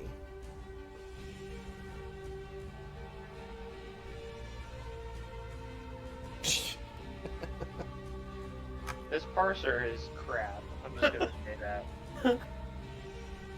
Okay, Chris, that's 1 failing death save, and he's he's down. That's his round. He's not moving anywhere. Derek, what are you doing? Okay. So if I cast this fog cloud, I can't see through it either, correct? As far as I know, that's correct. When you cast a spell, let's see. Someone says heavily obscured, it lasts for duration until wind upon it. Trying to see if there is a way I can save Chris and disengage the fight. Well, you have 1 spell slot left, so. I know. And But I also. what are your hit points at? I'm at 13. Because that fog cloud is sitting over there. In my way of Shepin. You don't have any way of controlling the air, do you? No. Actually, well. Hold on. It just says you have fog cloud and cure wounds prepared. I mean, you can get the fog Something cloud. about. Well, there's something about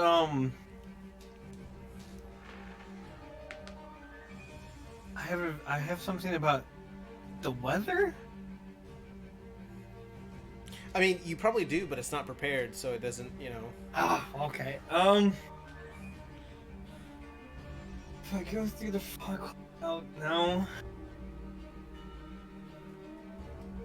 Can I roll a perception? If I roll a perception check, does that take place of my action?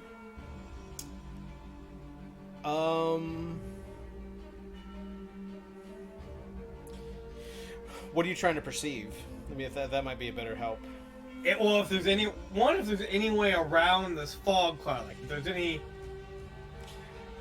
way to jump over it or anything. It's a 20-foot cloud, and the ceilings, like you'd have to be able to jump. I have a huge acrobatics plus, so I'm trying to think if maybe there's something I can do with that. You'd have to run and jump, and I'm pretty like a full action run or something. Hold on. Let me look at this. 20-foot sphere. No, that room is not the ceiling's not 20 foot high, so it is definitely blanking it. And it looks. I can't see the rats from here. No, the rats are in the entryway with Chris's dead body or dying body. Oh, okay, so I need to ask. Die rich, I guess. I need to ask this. So, is that I don't understand exactly how D&D plays this out. Okay. Will they automatically kill him? Like, or is the savings what actually finishes? I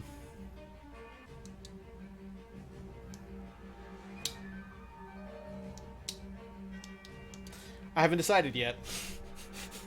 If I'm being honest about it, I have not decided whether they're just gonna straight out kill him or what. Because and then my follow-up question is because I'm proficient with the longbow. Mm-hmm. And I was wondering if there was something I could roll to prepare to fire 3 arrows at once instead of just one. That would be an ability, something akin to multi-shot. I don't think at level 2 you don't have that ability. Damn. Okay. I need those questions out of the way first. Okay. Before I can say, okay, well.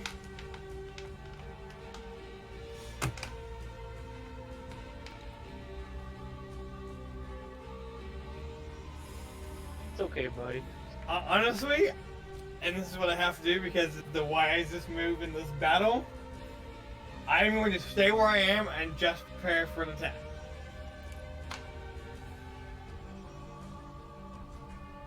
Okay.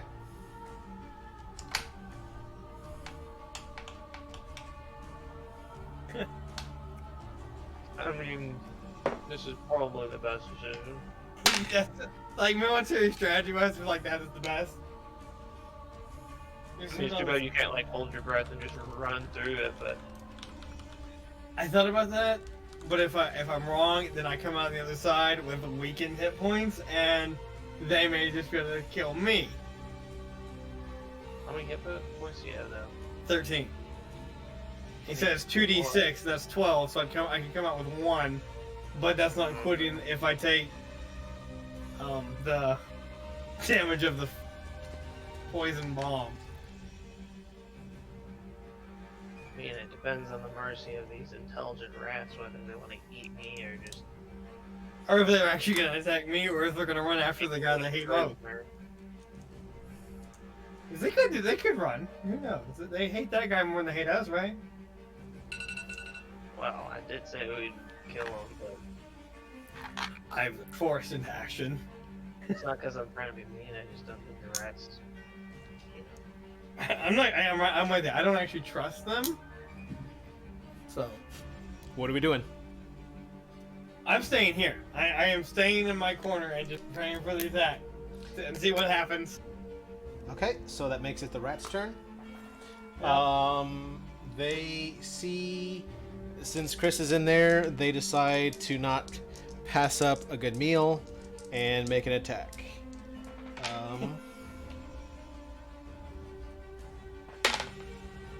15.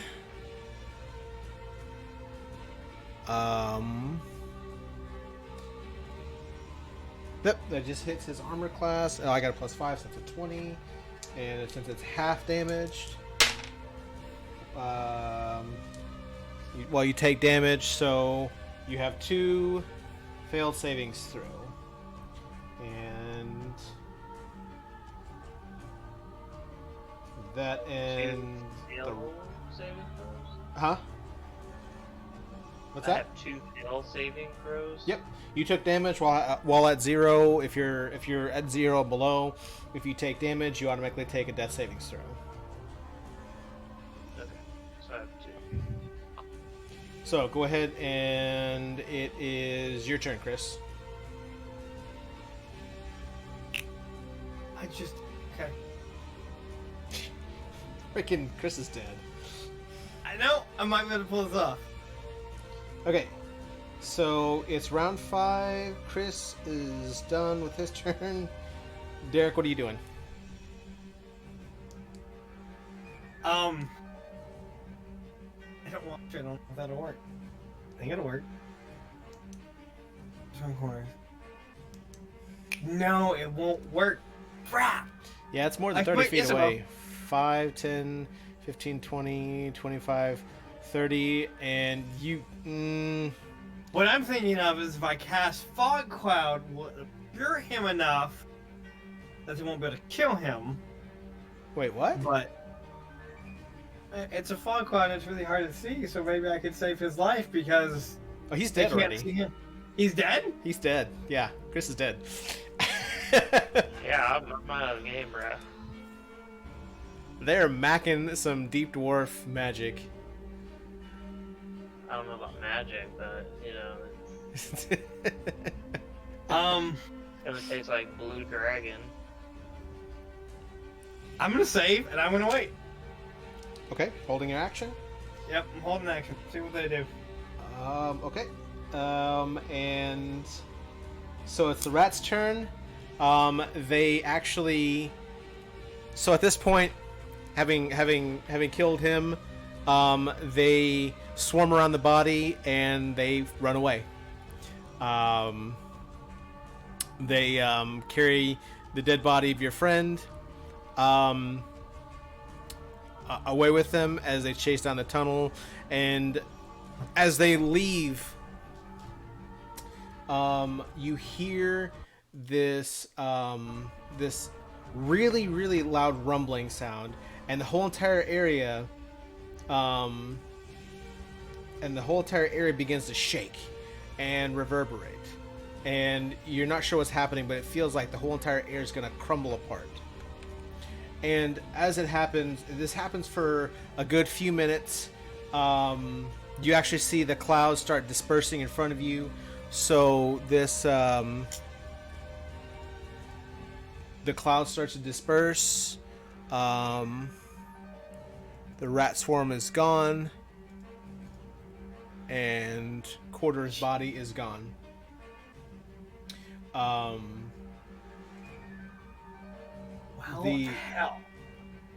You're not quite sure what has happened, but for some reason, the whole entire area is really quiet now. There's nothing, Okay. and you're not sure why.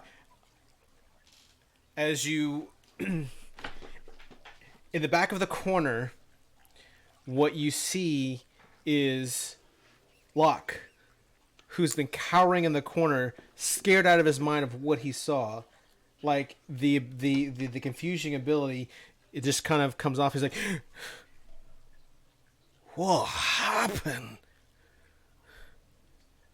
And he immediately, just out of pure habit, starts filling up bags and bags of the dead rats that he can find that you guys killed.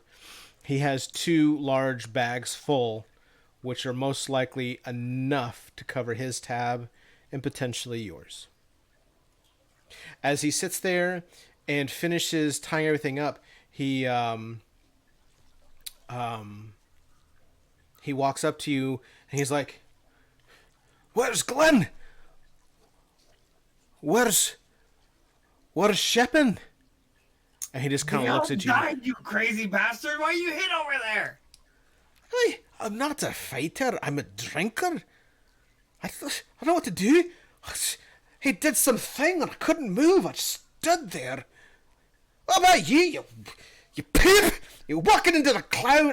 And he just starts mumbling and he's just like, "We've got to get out of here. don't know if they're gonna be back, but I want to be here when they do. I want you to take me to Gwen Simmons. Okay.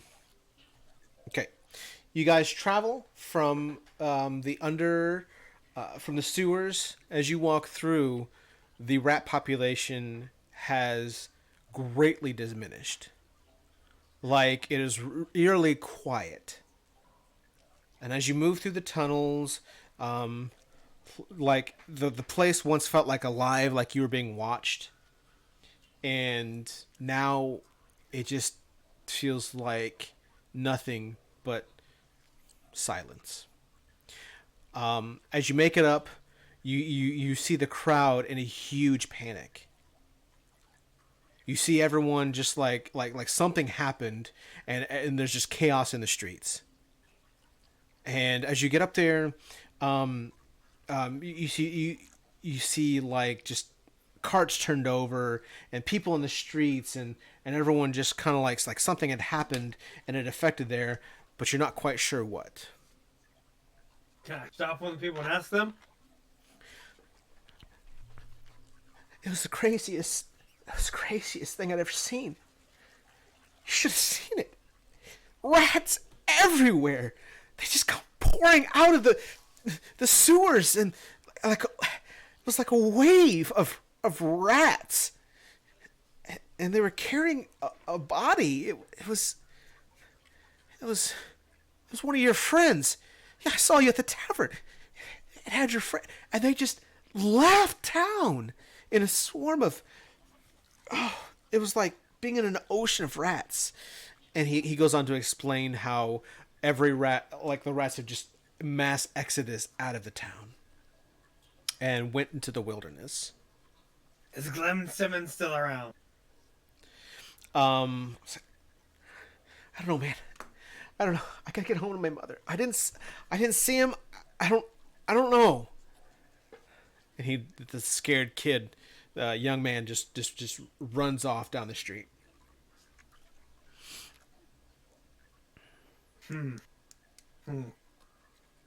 Go after the rats, or do I go after Glenn Simmons?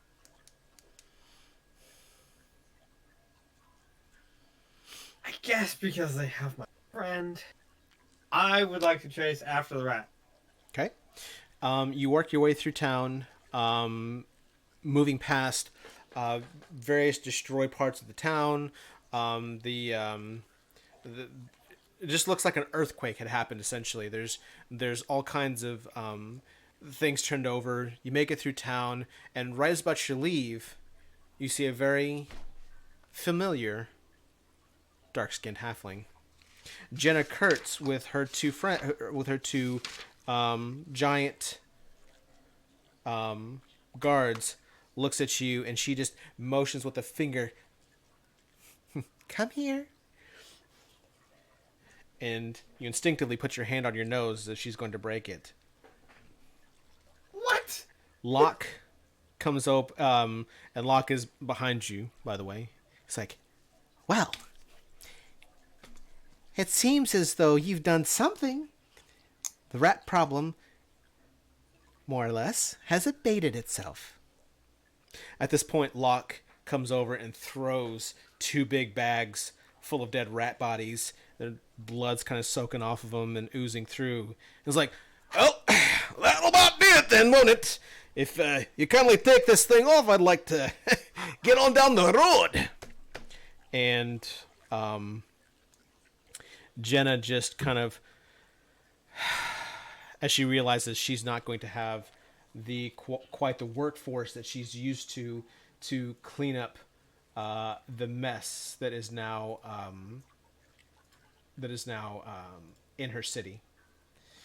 And so the 2 guards walk over and they release they take off the bands and off of both of you and Locke, and they get you squared away and just kind of motion that you are free to go. Okay. And the rats have still just ran away. There are still rats, but there are so few that you don't hardly see any like what you used to. Can I ask her? I'd like to ask her if she knows where Glenn Simmons is gone. Glenn Simmons. Yes, well, I saw him earlier. He was in quite a hurry. But he's gone now. I saw him chasing after the horde of rats once they left the city. Wherever they... Huh? I just want to run out. I don't care what the rest of you has to say.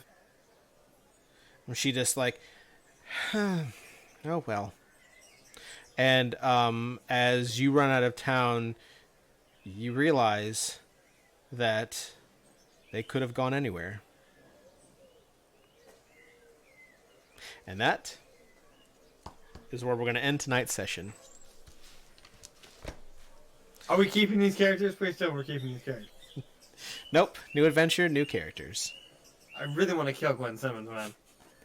Abandoning his people in battle? No! I want Tito to die. Oh my gosh. You better hope no one else. I have a long memory, so if I ever again and someone named Glenn Simmons comes in, I'm gonna murder him immediately. That, sir, would be metagaming. We don't do that. That's gonna be the joke character from now on. It's like, oh, well, hello, how'd you do? My name is Glenn Simmons. Yeah, they just kill him outright, and be done with it. Anybody with the last name Simmons. Yep. Oh my gosh. Well, that ends this edition of Learning D&D. I'm glad that you came around for the show, guys. And with that being said, brings this session to a close. I hope you have a wonderful, wonderful day, and we'll see you guys next time. We're playing another one shot. By the way, you guys sort of start level 3 characters, and we will continue on this learned process. But yeah, see you guys next time.